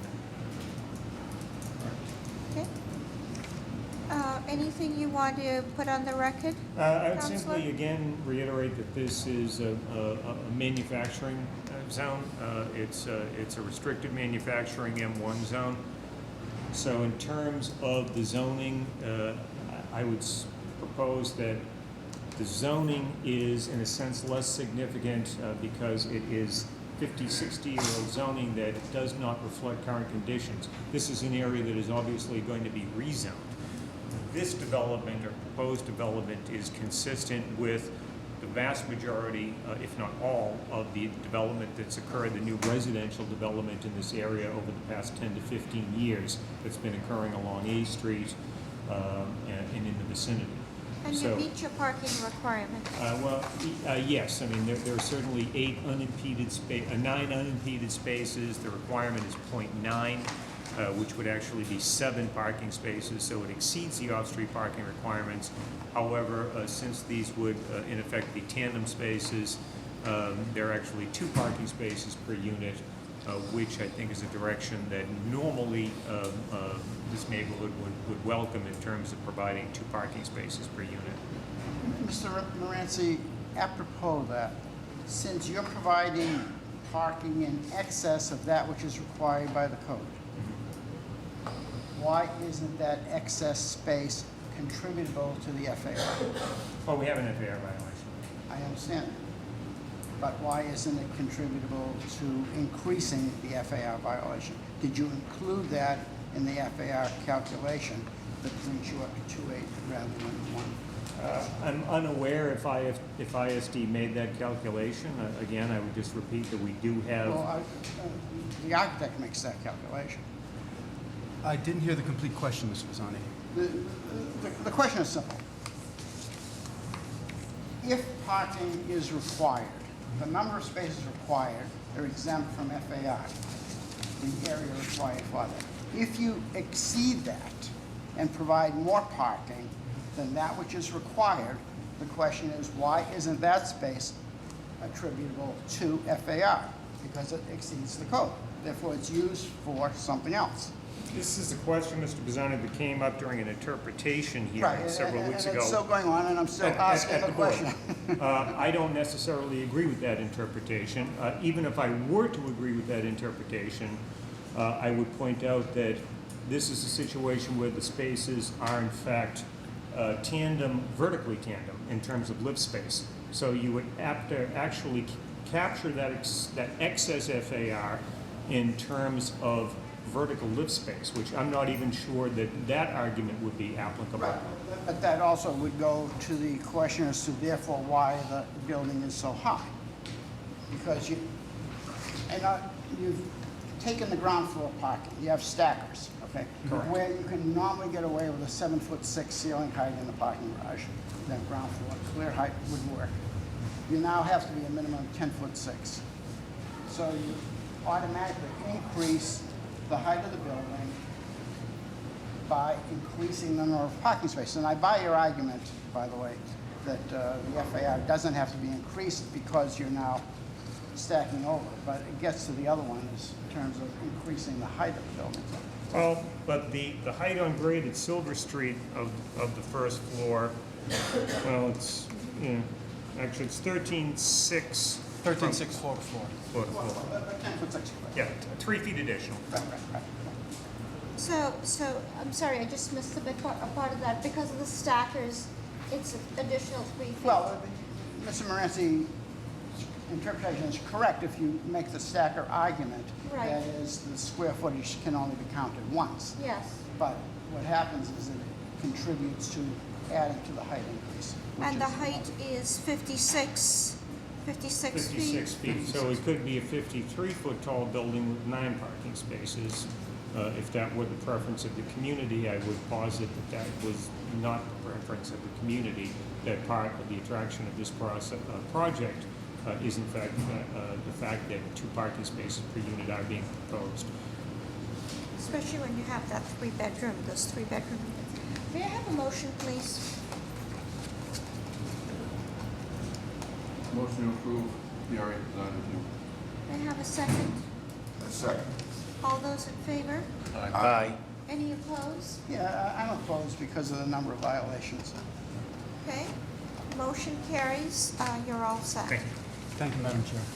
Calling BOA 503-012, 369 Silver Street. Purpose is to confirm the occupancy as a single-family, an interior framing and new deck off of the rear. Violations, Article 15, Section 1, floor-to-area ratio is excessive. Name and address for the record, please. Adam Sheeran, 100 Pier 4 Boulevard, Unit 1704, Boston, Mass. 02210. Tell us what you're proposing. To incorporate the square footage of the lower level into the legal occupancy of the house. And lower level, does that mean basement? Yes. And what's the floor-to-ceiling height? 10 feet. It's the same height as the first floor and the second floor. They're all the same floor plate. And how many bedrooms would there be? 2. 2 bedrooms? Yep. And so this is a one-family dwelling, Correct. 2 bedrooms. How many square feet for the dwelling? 1510, including the basement, which is a walkout. How do the plans look, Mr. Bazzani? Drawings are adequate. Any questions from the board? Is anybody here to speak in support of this proposal?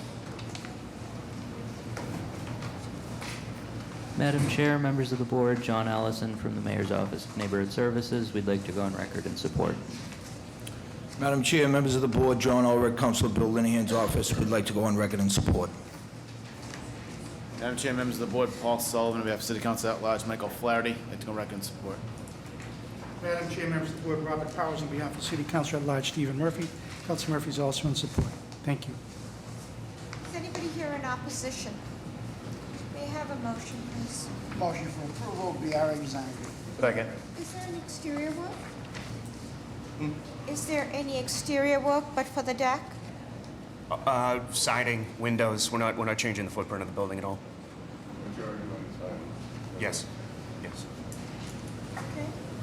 So the motion was approval with BRA design review. May I have a second? Second. All those in favor?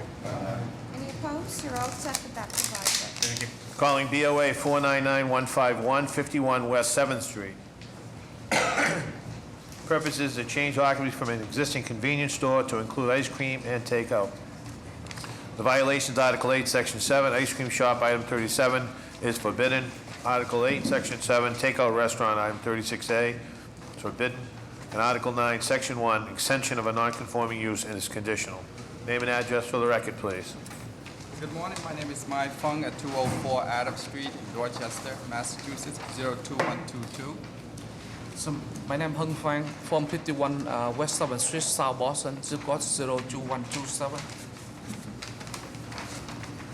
Tell us briefly what's proposed. The project is very minimal. This is an existing convenience store. Then he would like to add the new ice cream freezer for the takeout. It works well. And we have a neighborhood meeting and it went really well. Everyone loved it. So. Okay. Tell us. Okay. And is your client aware of the takeoff language that we usually put in place? That's right. Okay. How do the plans look, Mr. Bazzani? Drawings are adequate. Any questions from the board? Is anybody here to? Is there any work on the exterior? No. And those exterior, those have grates, pull-down grates? Yes. It does, okay. Is anybody here to speak in support of this proposal?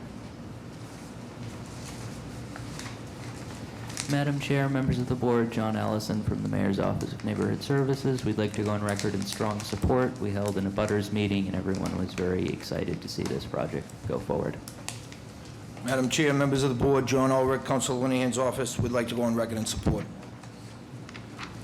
Madam Chair, members of the board, Paul Sullivan, on behalf of City Council at Large, Michael Flaherty, I'd like to go on record in support. Madam Chair, members of the board, Robert Powers on behalf of City Council at Large, Stephen Murphy. Council Murphy is also in strong support of this. Thank you. Is anybody here to speak in opposition? May I have a motion, please? Motion to approve with the board's usual takeout language. Second. And how about design review for those grates? set. All those in favor? Aye. Any opposed? You're all set with that proviso. Thank you. Calling BOA 505-714, 15 Commonwealth Avenue. Purpose is to increase the height of a garden wall. Violations, Article 19, Section 4, insufficient side yard setback, and Article 20, Section 1, insufficient rear yard setback. Name and address for the record, please. My name is Attorney Eugene Kelly, 223 Commonwealth Avenue, Boston, Massachusetts. With me is the architect. John Tittman, 262 Washington Street.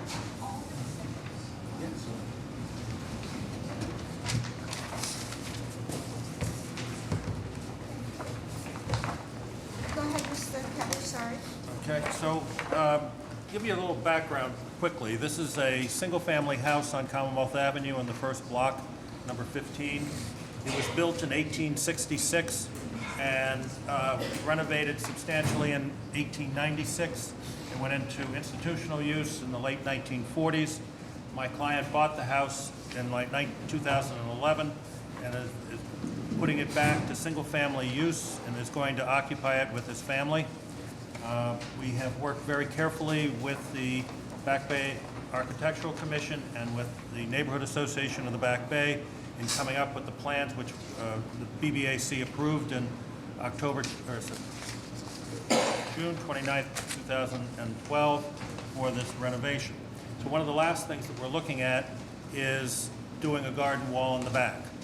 And we have evidence in that there was a garden wall there at one time, but as everyone knows, I think that there were walls, basically wood or brick, surrounding all these backyards throughout the Back Bay, but as the use of the buildings continued and changed, those yards became much more valuable for parking, and so all the walls and that were taken down. But there are a number of examples where garden walls exceed 6 feet in height. So we have the right to build a 6-foot wall, and we would like to exceed that up to 8 feet. And we appeared before the Neighborhood Association of the Back Bay on August 5th. There was no opposition at the hearing, but in their discussion, they voted to oppose our proposal. We then had an abutters meeting on September 21st that Jacob Wessel from Neighborhood Services organized. We had a very good turnout for it, and we had no opposition. In fact, we had people coming out in support of it.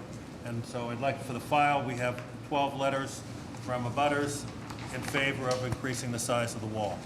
So as the process here is, is that we all agree that we can disagree, but the full process here is that the Back Bay Architectural Commission really has design review and both for the height and for the design of the wall. But they can't hear the case until we have zoning approval to exceed 6 feet. So the architect's here with some drawings. He can show you what we're looking to do. But what we'd really like to do here is get the zoning approval so that we can then go to the BBAC for final design and of the design of the wall itself and for the height of the wall. Well, what is there now? Right now, there's nothing. But we have, there are lots of, John, why don't you just show the... Well, so you have, I think, a copy in front of you. This is the board. This is the rear elevation of the building. What's interesting to us is that it's a double-sized house. All the lots were originally 25 feet wide as they were platted on that block. This house was originally a double house, the double lot, so that the size of the house and the width of the house seems to carry a 8-foot wall very comfortably. And in addition to that, there are lots of walls on neighboring properties which are well exceed the 6 feet, exceed the 7 feet, in some cases are even higher than 8 feet. So our proposal, and then this is the only other viewing is on the side of 17 on my left here. The wall has a gate in it for a drive to bring cars inside, and it's articulated with piers and recessed panels in the brickwork to keep it from being just very simple. How do the plans look, Mr. Pisani? Drawings are beautiful. Are there any additional questions from the board? Gene, you said even if we approved going above the 6 feet, the Back Bay Architectural Commission can say no to that? Yes. Yeah, the BBAC has legislative authority to review all architectural changes in the Back Bay. So I'm still trying to understand what, I understand there's no wall there. What is there a backyard? There is there is a rear yard. And there's a drive off the alley. And there's an alley, a drive off the alley to an underground, basement parking area. Okay, so that's on the left side. That's what this is a gate. So that would stay unchanged, the same parking provision. Yes, well, none of this exists today. No, I get that. But today, if you're driving down the alley, you go into that space where that gate would be. Yeah, right now you can drive across this Right. entire, And to the right side, as I'm looking at it, is that landscaped or is it? you mean out here? No. Sorry, in here, yes, landscaped. Yes, the garden is, no, right now it's up parking. It's been parking since the 30s or 40s. You know, Does that mean, I guess what I'm trying to get at, will there be a diminishment of the number of parking spaces? Yes, absolutely. Right now you can fit 10 cars in there. There will be only a drive that you could park 2 in. The rest of it will be a landscaped garden. Is anybody here to speak in support of this proposal? Madam Chair, members of the board, Jacob Wessel, Mayor's Office of Neighborhood Services. As the applicant mentioned, we held an abutters meeting. We heard from many of the abutters, and they were in support of the proposal. The matter did go before the Neighborhood Association of the Back Bay Architecture Commission, which was in opposition. And we recognize that there are concerns about light and the sort of nature and character of how close and how high the walls are on the sides of the alleys. But after hearing from abutters, we're in support. Madam Chair, members of the board, Robert Powers on behalf of City Council at Large, Stephen Murphy. Councilor Murphy believes that this wall would not be out of character for the neighborhood and is in strong support of this. Thank you. Is anybody speaking in support? Yes. Okay. I just wanted to comment on the number of parking spaces, Can you which put is your name and address on the record, please? Stephen Payne, 173 Norfolk Ave. The number of parking spaces, of outdoor parking spaces will be diminished, but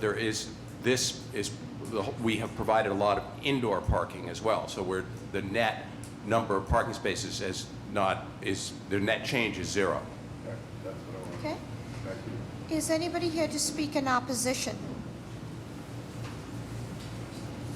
Good morning, Madam Chair, members of the board. Mohona Sadiq on behalf of Councilor Josh Thagum. We're here to speak in opposition. We're concerned about the precedent that this sets, and also we're a little bit concerned about the precedent that this sets, and as well the proponent has spoken with the BBAC and they've been given some alternatives. Thank you. Chairman Arroyo, members of the board, my name is Susan Prindle. I am chair of the Architecture Committee of the Neighborhood Association of the Back Bay. And as it has been mentioned, our committee reviewed this in August, I guess it was. You have a letter from Mr. Castellani. I'm standing in for him today, as he's not around. The issue here is whether the owner of 15 Com will lose or will undergo a hardship because he has an 8-foot wall rather than a 6-foot wall. We don't believe that it will. This will increasingly close in an already dark and claustrophobic alley. NAB believes and has consistently maintained that the alley should be kept open and that light and air should be encouraged. As a resident who's lived with a 6-foot wall for the last 40 years, I concur with this position. While there have been and continue to be high walls in this alley, this is not an argument for erecting more of them. Each new wall makes the alley darker and more constricted, walling off houses and neighbors from each other. We believe that the board has consistently supported the neighborhood's position. We've reviewed the ISD online permit records for the half-dozen overheight walls that have been erected on this alley and find no record that they were granted relief by this board, nor do the records of the Back Bay Architectural Commission indicate any excessive height was contemplated by that body. In the case of 15 Commonwealth, the BBAC did indicate it would improve a wall of 6-foot height topped by 2 feet of decorative iron. There's already been a BBAC review of this, which was not mentioned prior. They did not approve an 8-foot masonry wall, and I don't believe that they will do so. Having the decorative iron on top would provide visual relief and allow more light to penetrate to the alley. That decision was made on the condition that this board approve the additional height. The applicant rejected this proposal and preferred to present what you have seen. Our group continues to believe that a 6-foot wall consistent with the code is more in harmony with the neighborhood as a whole, and that allowing a variance in this case, which is indistinguishable from others up and down the Back Bay, would have a significant negative impact on the neighborhood. I urge you to deny this application. Thank you. Thank you. Anybody else in opposition? May I have a motion, please? I'd like to make a motion to grant the relief requested. Is there a second? Second. All those in favor? Aye. With BBAC review. Yeah, it has to go through that. So is there a second? All those in favor? Aye. Any opposed? Motion carries. You're all set. Good, thank you very much. Calling BOA 499-571-197 Marlborough Street. Purpose is to change occupancy from a 1 apartment and lodging to 2 residents. The violations, Article 32, Section 4, G-Card applicability. Name and address for the record, please. Morning, Madam Chair, members of the board. My name is George Moranci. I'm an attorney with the business address of 350 West Broadway in South Boston. Madam Chair, this is solely a G-Card matter, not necessarily a violation, but merely compliance with the requirements of the G-Card district. I would defer my testimony to Mr. Simonelli from the Groundwater Trust. How do the plans look, Mr. Pisani? Okay.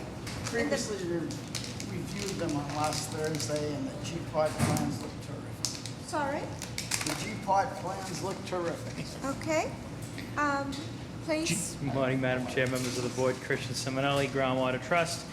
We have a letter from Boston Water and Sewer, and the applicant is in compliance. Thank you. May we have a copy of that letter for the record, please? I don't have an extra copy. Okay. May I have a motion, please? Motion for approval. Second. All those in favor? Aye. Any opposed? You're all set. Thank you. Calling BOA 512-041-168 Newbury Street.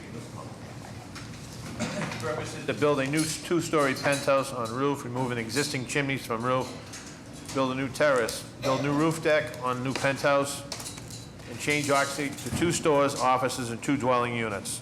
Violations, Article 16, Section 1. The height of the structure shall not be increased by more than 1 story. Name and address for the record, please. Good morning, Madam Chairwoman, members of the board. Kevin Joyce, Doherty Law Office, 50 Franklin Street, Boston, for the petitioner, 168 Newbury Street, LLC, owner of the building. With me this morning, Mr. Grassi from Grassi Design Associates. The proposal is to erect a 2-story addition to the roof of the building at the pre-code structure at 168 Newbury Street, bring it in line, more in line with the existing building line on the street. Mr. Grassi, we had a community meeting, mayor's office meeting on October 6th, 2015, and we appeared before the Neighborhood Association of the Back Bay on October 7th, 2015. We've included letters of support from the abutters at 170 and 166 Newbury Street, and a letter of no opposition from the Neighborhood Association of the Back Bay. So this is a 2-story penthouse unit. Yes, ma'am. And it's going to be ground floor retail, or is that basement retail? It's ground floor retail, right? And then offices, and then 2 apartments. What are the proposed sizes of the units? Well, there's one existing unit on the 3rd floor that we're not changing. It's probably 900 to 1,000 square feet. The additional unit that we're adding is approximately 1,300 square feet with 2 levels.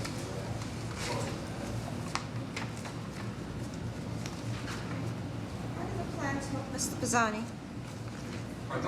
Drawings are fine. Is there any parking? There is, no, not really. There's a little narrow alleyway here alongside the L that you couldn't get a car into. There's some parking there now. So we're parking there. Is that right? There's 2 spaces in there?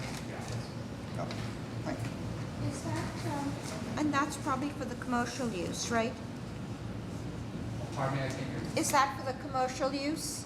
I assume that who uses the parking? They're just two rented spaces. I'm sorry? They're rented to tenants in the building, I'm not sure who. Right now, there's one apartment, there's an office space on the second floor, and there's two retail spaces on the ground and the first floor. So there's two parking spaces that are rented by the tenants. Was there a building code violation on this?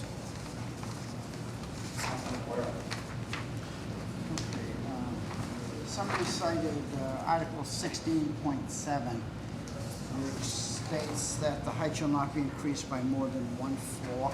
Well, the zoning bylaw section that we're in violation, the proposal is to comply with everything within the zoning ordinance, including open space, parking, everything, setbacks, building height. But in the back bay, there's sort of peculiar amendments to the zoning bylaws, which say that you cannot add 2 levels to an existing building. Right, but I thought that in 2009, the building code put a restriction on not allowing more than 1 level of floor above on a masonry bearing wall building. I mean, if you... I'm not familiar with that. Okay. I was surprised. We weren't cited for that. So you're cited for increased height of pre-code structures. So I'm assuming that, because it's a proposed 2-story addition No. essentially. The reason for the change in 2009 was for the seismic. For the, sorry? The seismic. Okay.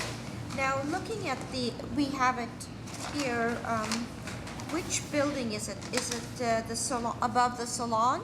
It's above the salon, right. It's, The, okay. There's a, Okay. in the back of the booklet, there's a handout, a better picture of it. Okay. No, we're looking at it on Google Maps. Oh, okay. Okay, excellent. I have a photo here if it helps. Yeah, we have it. Any questions from the board? Is anybody here to speak in support of this proposal? Madam Chair, members of the board, Jacob Wessel, Mayor's Office of Neighborhood Services. We'd like to go on record in support. We held an abutters meeting. We had one neighboring building owner show up. The addition will be barely viewable from the street and is fitting with the buildings on either side. It's sort of a gap in Newbury Street where there's not an addition. So it's in fitting with the character of the street. Madam Chair, members of the board, Elliot Laffer from Neighborhood Association Back Bay. This is an addition that is in the commercial part of the alley, and it doesn't have any negative impacts on the Back Bay itself, and it doesn't exceed the 65-foot zoning, so we are not opposed to it. Is anybody here in opposition? And tell us about the roof deck. There are a small roof terrace, not on a high roof, but because we're setting back the 2 levels, this is a cross section of Newbury Street here. We're setting both levels back, one just a bit from the front of the building and the other more substantially. And part of the reason for doing that is to make the additions barely visible from the opposite side sidewalk. But what that creates is the opportunity for a little walkout terrace on both of those upper levels on the front. They're sunken into the roof line here and then behind the parapet. Okay. Any other questions from the board? May I have a motion, please? I'd like to make a motion to grant the relief requested with continued design review by the Back Bay Architectural and with the proviso of no building code relief. All those in favor? Aye. Any opposed? You're all set with that proviso. Calling BOA 501-143, 605 Tremont Street. There is a companion case, building code 501-142, 605 Tremont Street. Purpose is to change occupancy from a 5-family to a 6-family in retail business space. Build 4 new decks in the back of the building. Violations, Article 32, Section 4, G-code applicability. Article 64, Section 9, insufficient rear yard setback for deck. Article 64, Section 9, insufficient usable space for additional proposed dwelling unit. Building code, Section 521, CMR 25.00, entrances. Name and address for the record, please. My name is Nancy Lowe, 32 Cedarwood Road, Jamaica Plain. Joining me is my architect, Paul Curtis, 13 Dwight Street. The proposal is, this is a building that's been owned by my family since the 1960s. It hasn't been changed much since then. Right now, we plan to renovate the building and make it more of a usable use, add commercial space to the ground floor, which is similar to other businesses along Tremont Street. Also add a basement apartment and decks in the rear of the building. Was there a building code violation? Entrances, yes. What's that? For entrances? Okay, can you please address that? So we generally listen to the building code violation first. My understanding, it is for the entrance to the commercial space that's being proposed. And we can add a buzzer for anybody that has ADA issues. There are 3 steps going down to the ground floor level, and which is very similar to other businesses along that street. They all have steps going down on Tremont Street. Can the architect please also add your response to this? I can't hear you, I'm sorry. I'm a little deaf in this ear. Can the architect please add your response to that, to the building code violation? The issue is that the entrance is not in compliance with the accessibility code. Yes. And so the commercial space will be the one right below the sidewalk level? Yes, it's about 4 steps down. And so if I'm just saying, suppose I was a handicapped person and I rang the bell, how would I get myself down there? Somebody would come in out from the store and help you. Okay. Is this in fact a total renovation of this building? Yes. Okay. So the reason that you got cited for the handicap is because it is a total renovation. And the use of the buzzer is an applicable application for an existing building that's there that happens to have a space for which no major renovation is being done. So the code is pretty clear that when you're doing a complete renovation, spending more than $100,000 or 30% of the assessed value of the building over 3 years, that you have to bring it up to code, including ADA. So what is the reason why you don't want to just comply? The existing front yard that is below grade is very small. There's not room to put a lift in there that would be exposed to the weather. There's no way to put a ramp in. And the lift would be the front bay. If you look at the plan, there's a bow window that sticks out into that space, and there's only about 4 feet. I'm going to, in fact, make a motion to deny the building code relief. You have 2 other options. You can go to state, or you can go up to address the handicap board itself. But I don't think that this board should override an issue such as handicap relief. May I have a second? I'll second that motion. All those in favor? Aye. Any opposed? Okay. We've, now please speak to us about the rest of the appeal. So this is, first, this is a G-card violation. Yes, Please, we have Chris, obtained the hold- services hold of on. sorry. Go ahead. I'm sorry? Morning, Madam Chair, members of the board, Christian Simonelli, Groundwater Trust. The applicant did reach out to me a couple of weeks ago and asked me to essentially explain the process of G-card. I advised her on that.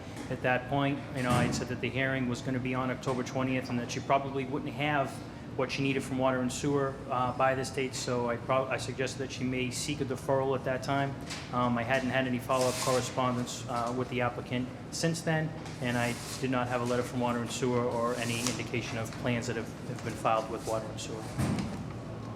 Okay, how do the plans look, Mr. Bazzani? We don't have any. You don't have any plans? We don't have the plans for G-Clay, no. I mean, Okay. Christian just stated Okay. it's non-existent.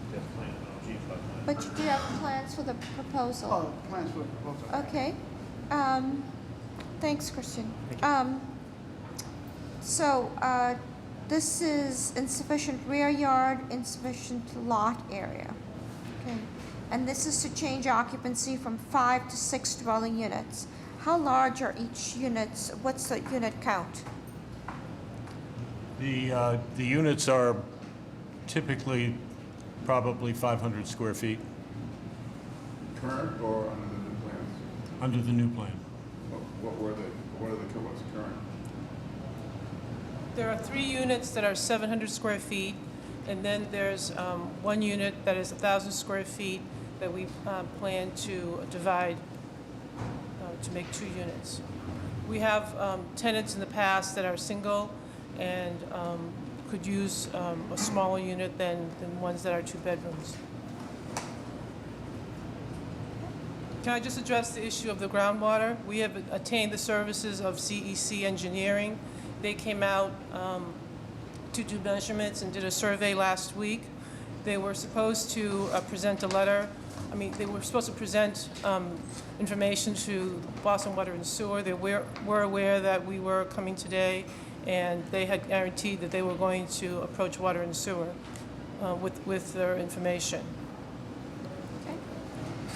Any other questions from the board? Is anybody here to speak in support of this proposal? Good morning, Madam Chairman, members of the board. Sam Chambers, Mayor's Office of Neighborhood Services. The applicant has gone through a lengthy community process with most of the abutters in support, as well as the support of the Neighborhood Association. Thank you. Madam Chair, members of the board, John Ulrich, Councilor Linean's office, would like to go on record in support. Is anybody here to speak in opposition? May I have a motion, please? On the zoning, motion to grant the relief requested with proviso that the decision be held until the Boston Water and Sewer bond is submitted and signed off. Second. All those in favor? Aye. Any opposed? That's the decision. Good luck. Thank you. Calling VOA 199093, 30 Mount Vernon Street. Purpose is the renovation of existing 3-family, including new bathrooms and kitchens, an added dormer, window on the 3rd floor, and extend new living space into the basement, and new open roof deck. The violations, Article 62, Section 25, roof deck exceeds maximum building height. Article 62, Section 8, dormer exceeds maximum building height. And Article 62, Section 8, allowable floor-to-air ratio has been exceeded. And Article 9, Section 1, extension of a non-conforming building. Name and address for the record, please. Madam Chair, members of the board, my name is Patrick Sweeney. I'm an attorney at 61 Main Street, Charlestown. The premises, as has been indicated, is a 3-family existing structure, 4 stories in height. Currently, it's 46 feet high. The changes that we're suggesting do not increase above that 46 feet.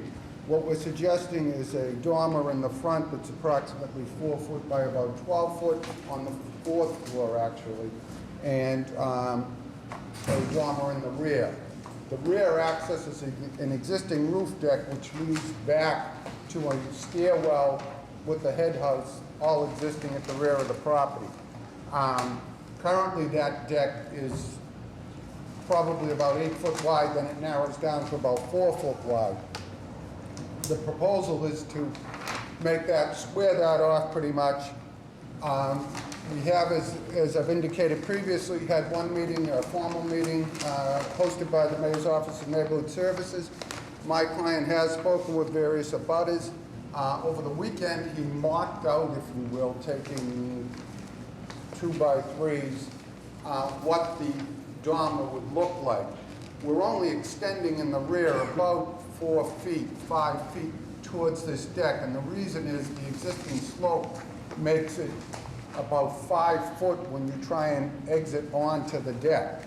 One of the immediate abutters brought up questions of view, etc. If I'm standing at the rear of this property, I have a dramatic view of downtown Boston. My client last night suggested that he would cut off, and I'm looking at A2, cut off the rear corner of the rear deck, approximately 3 feet by 4 feet. That way, from her home, she could see straight across. It would not impact. He has no problem making that change. It doesn't affect the use of the premises. It doesn't affect his stairwell. It's just a matter of getting it done. There were other people, and I believe there was a letter to the board in opposition, again, for their view would be affected. Those people could not make the mock-up and could not see the changes. The plan had been to show them the new cutout, perhaps have them come up and look at the mock-out, and then I think that virtually everyone would be in favor. So all these adjustments, how do the plans look, Mr. Pisani? The drawings are accurate. So your violations are height and floor area ratio, for excessive FAR and conditional use. What's the height that's required and what are you proposing? The height that's required is 35 feet. The existing peak of the roof is 46. The dormer will not exceed more than 42. It will be below, but it's going to, if you will, square off that peak that already goes up to 46. Okay. The dormer will exceed the 35. The deck is already up there. It exceeds the 35, but as I say, we're squaring it off. I just do not want to get in a situation. What is the FAR? The FAR is 2. Yes. The existing is 2.11. The proposed is 2.6. We're adding approximately 200 square feet on that 4th floor with these dormers. We're adding about 850 feet in the basement by going down 11 inches. And what's in the basement? Right now, to the rear, there's mechanicals. We're not touching that area. The front is just currently a storage, the front side of the building. It will be used for a den and a bedroom. There is a second means of egress from that bedroom in the rear through a stairwell up to the yard area. And what's the floor to ceiling height? The steel, my eyes deceive me. The existing is 6'7", and And the we- proposed to be 8 feet. Thank you. Okay. And there's no bathroom and kitchen there? No, there's 3 existing bathrooms and kitchens. There'll be 3 existing And how bathrooms. many units in this building? 3. It's 3 family. And what are the sizes of each unit? Proposed sizes? Yes. The proposed first floor, first and basement will be approximately 2150. The second floor is about 12, and the third and fourth, where the owner is going to live, is 18 volumes. How do the plans look, Mr. Pisani? The drawings are accurate. Any questions from the board? Yeah, so you said that when the modifications that the owner agreed to create more review corridor for the one person. Yeah. What about, will it have the same impact on the other people who weren't able It to? will have the same impact on those on the rear side. Those people were also at the meeting telling us that they were going to be affected on the front side, their view as well. I can't see how that would. It definitely would on the rear, so we made that change. The front side, they did say that that was a problem. Although the immediate abutter, they're 2 houses up, if you will, the immediate abutter was not complaining about the front side view issue. She was making note of the rear side. And I would just ask that if I Because you're could... going to be flush then. With your addition, you're going to be flush with what the building looks like now. The dormer will come out. We're just not coming out as far on that corner closest. I clumsily drew in what we would like to change if I could. So this is just a 200 square foot addition Up in the on- dormer? Yes. Okay, okay. Any other questions? Is anybody here to speak in support of this proposal? Madam Chair, members of the board, Tom McKay, Mayor's Office of Neighborhood Services, would like to go on record in support. As the attorney mentioned, we did have a butters meeting with the neighbors, and I know they've also met with the neighbors outside of that as well. We feel like these changes with the dormer, the living space, they're fairly minimal. They're not certainly out of character with some of the other houses in Charlestown or even some of the other houses on the street.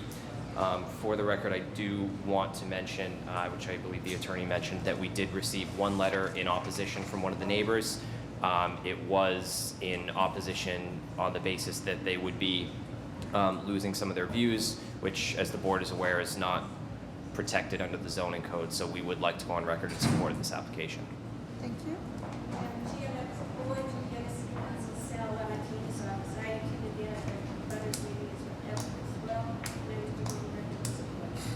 Thank you.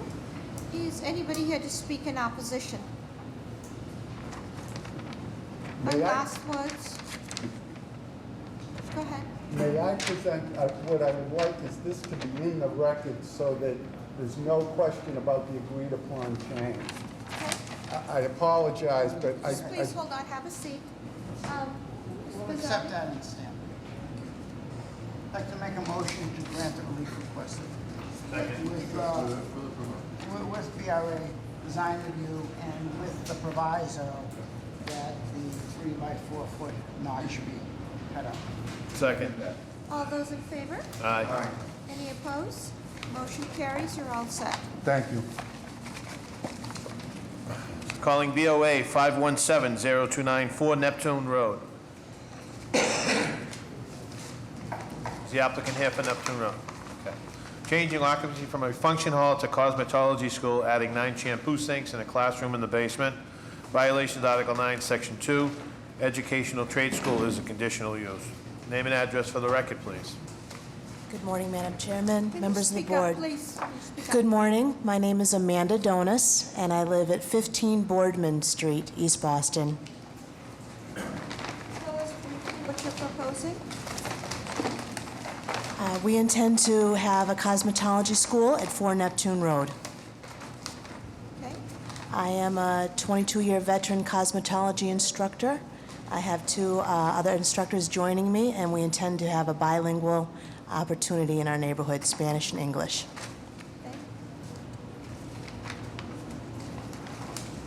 How do the plans look, Mr. Pisani? On the basis of Thursday's review, the plans were adequate. Any questions from the board? Is anybody here to speak in support of this proposal? Madam Chair, members of the board, Claudia Correa from the Mayor's Office of Neighborhood Services. We would like to go on record in strong support of this proposal. The abutters, the merchants, the Eagle Hill Neighborhood Association, and the local Chamber of Commerce, they are all in full support of this proposal. Thank you.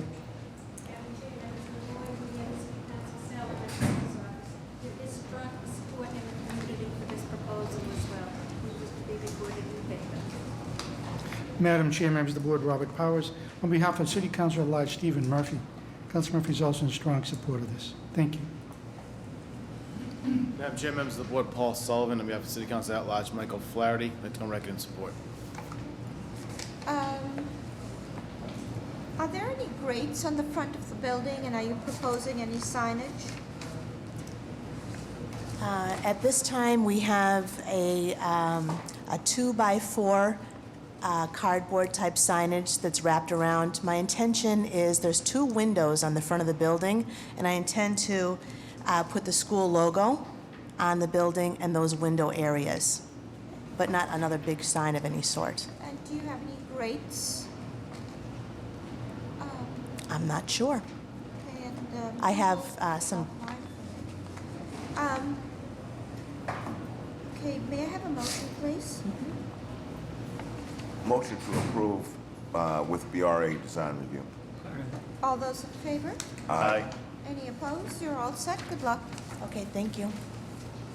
Going back to a case earlier, BOA 493-436, 60 N Street.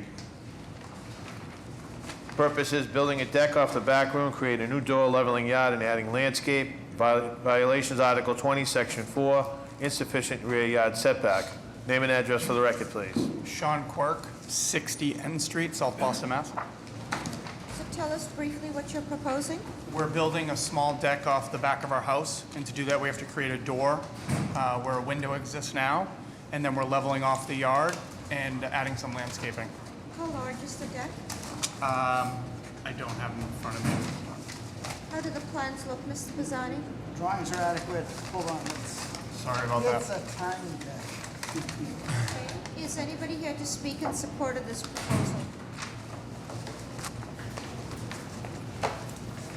Madam Chair, members of the board, John Allison from the Mayor's Office of Neighborhood Services. We'd like to go on record in support. We did have an abutters meeting, and I do also have a letter of support from a direct abutter.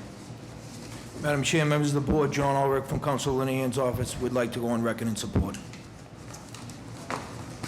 Madam Chair, members of the board, Paul Sullivan, on behalf of City Council at Large, Michael Flaherty, I'd like to go on record in support. Madam Chair, members of the board, Robert Powers.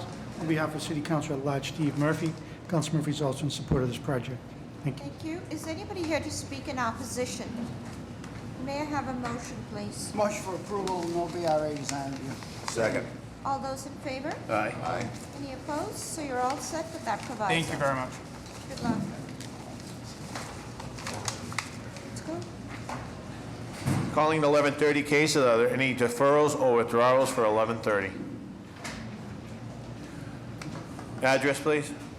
2C Franklin Street in Charlestown. 2 and 2B?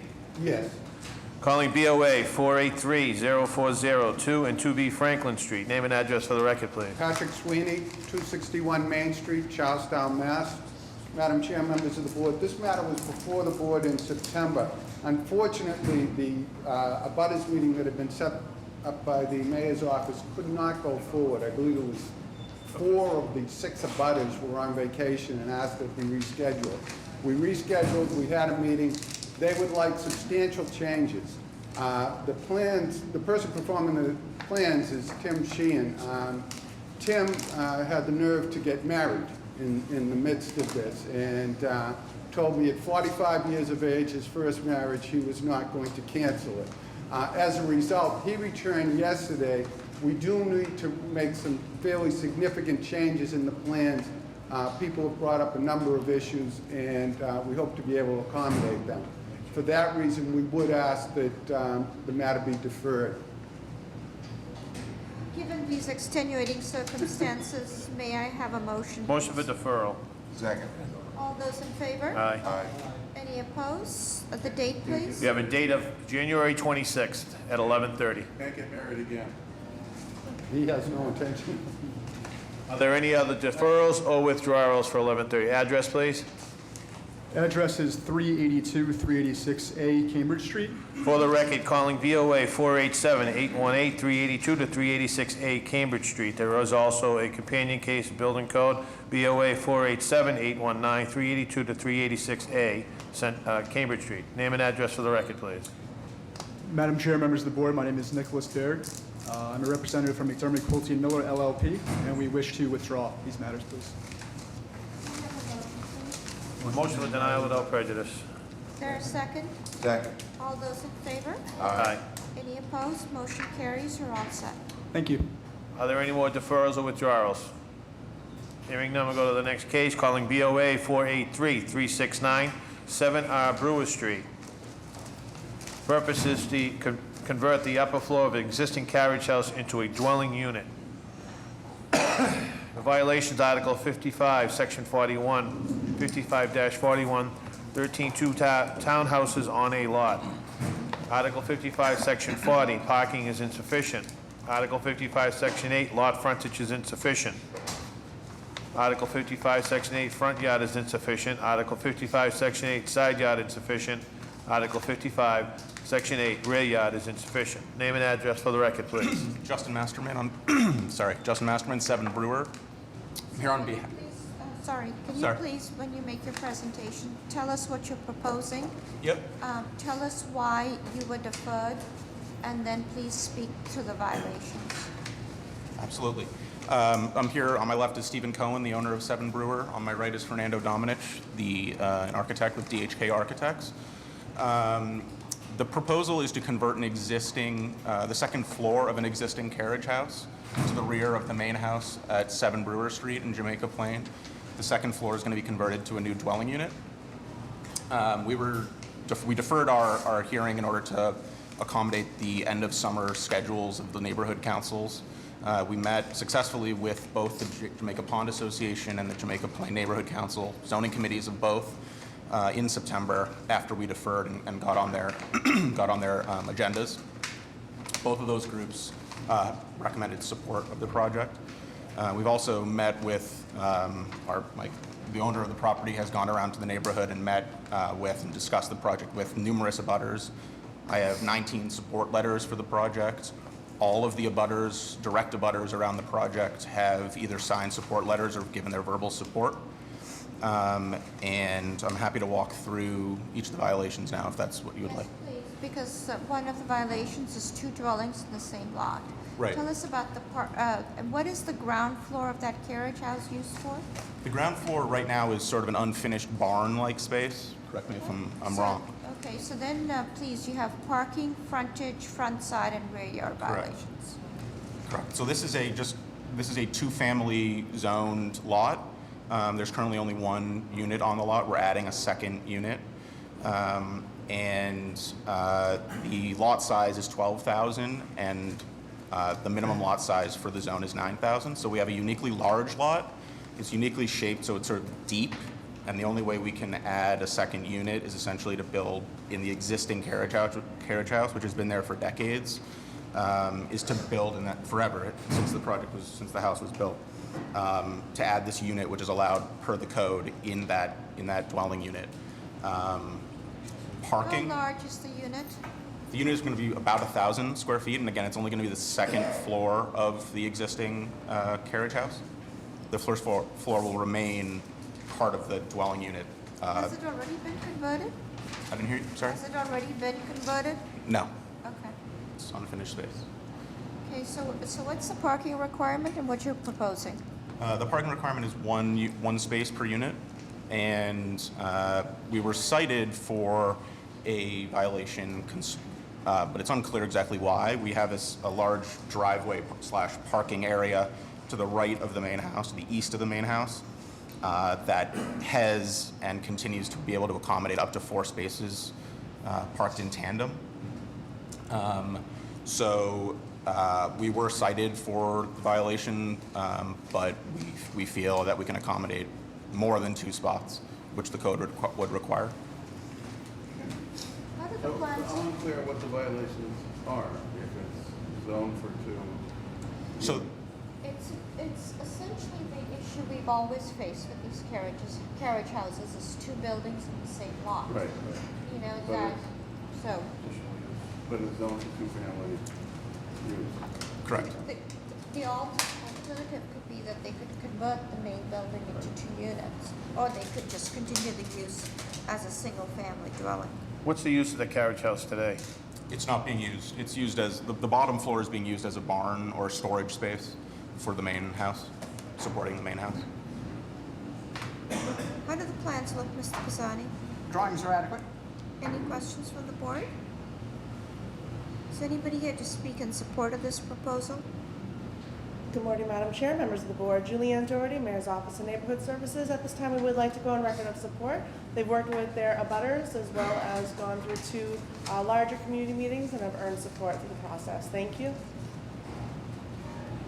Is anybody else to speak in support? Is anybody here in opposition?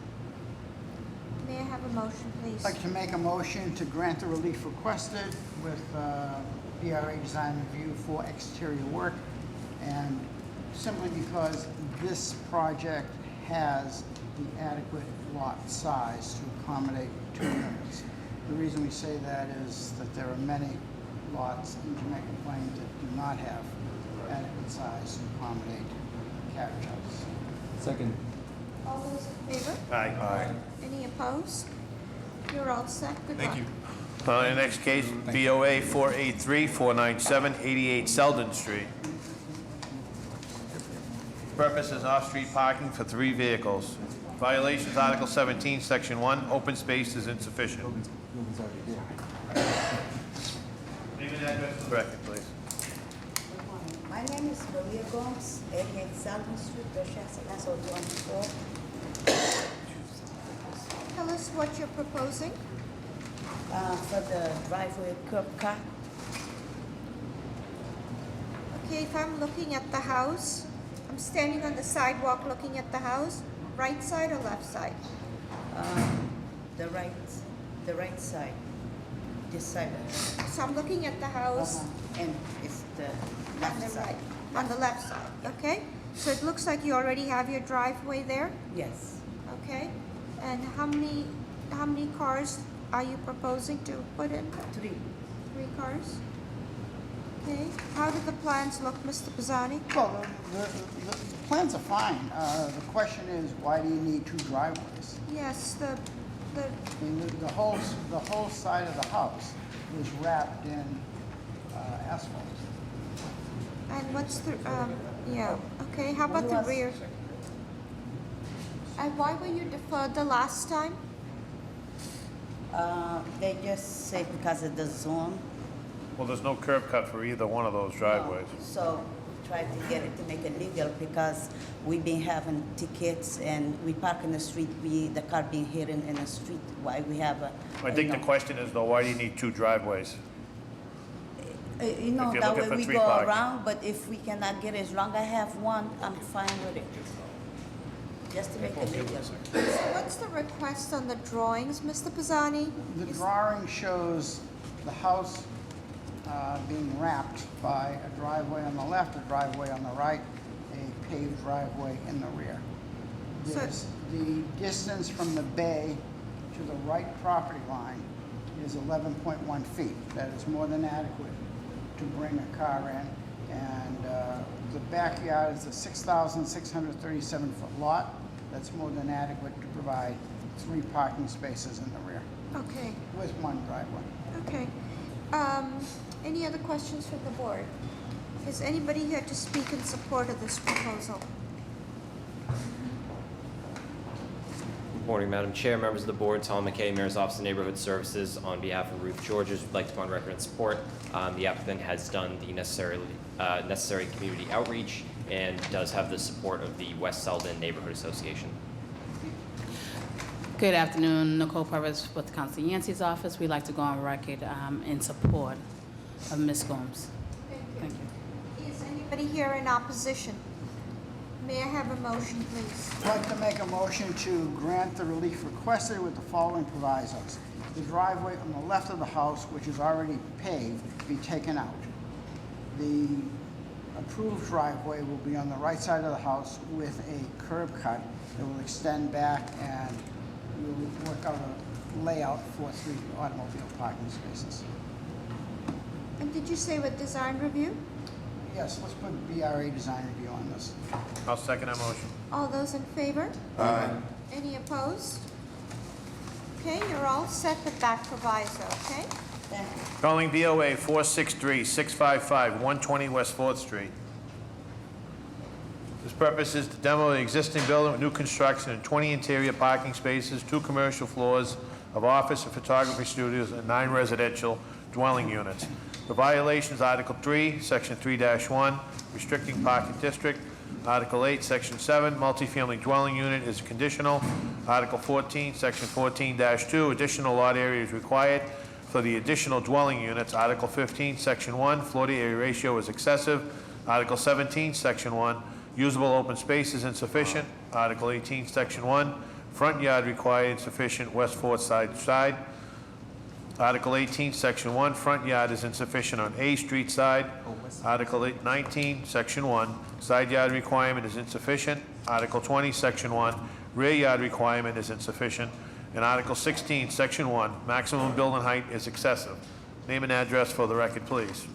Good morning, Madam Chair, members of the board. Mark Lacasse, Lacasse Law LLC, 75 Arlington Street, Boston, legal counsel to the owner and the developer, which is known as 33 A Street Development LLC, which houses the Michael Intrasano Photography Studio, who is the owner of the building, who is with me here as well. And to my immediate right is Robert Del Savio from Embark Studio, the architect of record for the project. We previously were before the board and deferred based on the need to complete the Article 80E small project review process with the BRA. The small project review application was originally filed in September of 2014, so there has been extensive community process on this project. Most recently, it culminated with a resubmission of the Article 80 small project review application. A community meeting was held in August of 2015, and on October 15, just last Thursday evening, we received BRA unanimous board approval for the project under Article 80E, and I have the BRA board-approved memo that I'd like to submit for the record this morning. So tell us again what you're proposing and what the violations are and what's required by the Yes. zoning code. The proposal is to demolish the existing one-story brick building, which currently houses Michael Intrasano Photography Studio, which has been at this location for 17 years. Mr. Intrasano is proposing to construct a new 6-story mixed-use building, which will contain 2 floors that will house his photography and videography business, essentially doubling the size of his company. He does a lot of work for the public relations firms in the city of Boston, as well as a lot of brands that are staples and very familiar, such as Bose, Dunkin' Donuts, Panera Bread, and also does videography for high-end retailers as well. Many of these services that he provides are unique in the Boston area, and companies would have to go to New York to get the same kinds of photography and videography capabilities. So the new photography studio will be on the 2nd and 3rd levels of the building. The ground floor will contain a small street-level retail space that was added at the suggestion of the BRA during the Article 80 process, a residential lobby entrance as well as the entrance for the photography studio, and some parking on the ground floor in the back of the building along West 4th. The building, we've added an underground parking level to increase the parking in the building, again in response to suggestions during the community process and from the BRA to provide for additional parking for the commercial business, as well as the 9 residential units, which will be on the top 3 levels of the building. There'll be 8 rental apartments, as well as 1 unit for the owner and his family, which will be on the top floor, and he will live at this location in addition to having his business there. Additionally, there'll be a small portion of the top floor that will be dedicated to a photography space for special types of projects that require some outdoor space. So that will be a commercial use in the middle of the residential portion of the building then? On the top floor, you mean? Yes, with that deck. So on the top floor, the rear portion is residential, and there's a small photography studio portion as shown on a section of the plans. And then tell us about the rental units. What are the bedroom sizes and the units? D'Artagnan Brown from Embark Studio. The units average between 1,200 to 1,600 square feet. They're 2 to 3 bedroom units. They're geared to be on the larger size for the neighborhood rather than some of the smaller developments that are going up. So it is geared for families for that size unit. And tell us about the parking. What's required and what are you proposing? required for the residential is 1-to-1, which we're providing 1-to-1. Commercial does not require, but we are providing 21 spaces. Okay. Now, are these accessory spaces or ancillary spaces? I would say that they're accessory spaces because they're accessory to the commercial business. The nature of this business is private clients who come to the studio for photo sessions, both individuals and companies who are having their goods photographed. So I would say it's an accessory use to the commercial component of this building. How do the plans look, Mr. Bazzani? Drawings are adequate. Any questions from the board? Is anybody here to speak in support of this proposal? Madam Chair, members of the board, John Allison from the Mayor's Office of Neighborhood Services. We'd like to go on record in support of this proposal. We have held a few community meetings on this. The applicant does have letters of support from both their immediate abutters and people throughout the neighborhood. The West Broadway Neighborhood Association is in support, and the St. Vincent's Neighborhood Association also asked me to convey their support. Madam Chair, members of the board, John Ulrich, Council Linehan's office. I'd like to echo the words of the mayor's office and go on record in support. Madam Chair, members of the board, Paul Sullivan, for City Council at Large, Michael Flaherty. You'd like to go on record in support. Madam Chair, members of the board, Robert Powers on behalf of City Council at Large, Stephen Murphy. Council Murphy is also in strong support of this project. Thank you. Have you selected the general contractor for the project? We have And Madam Chair, I also have Hold on 1 minute. Minor, did you want to go on the Madam Chair, record? members of the board, Minor Pettis representing the Carpenters Union, would like to go on record of support. Okay. Is anybody here in opposition?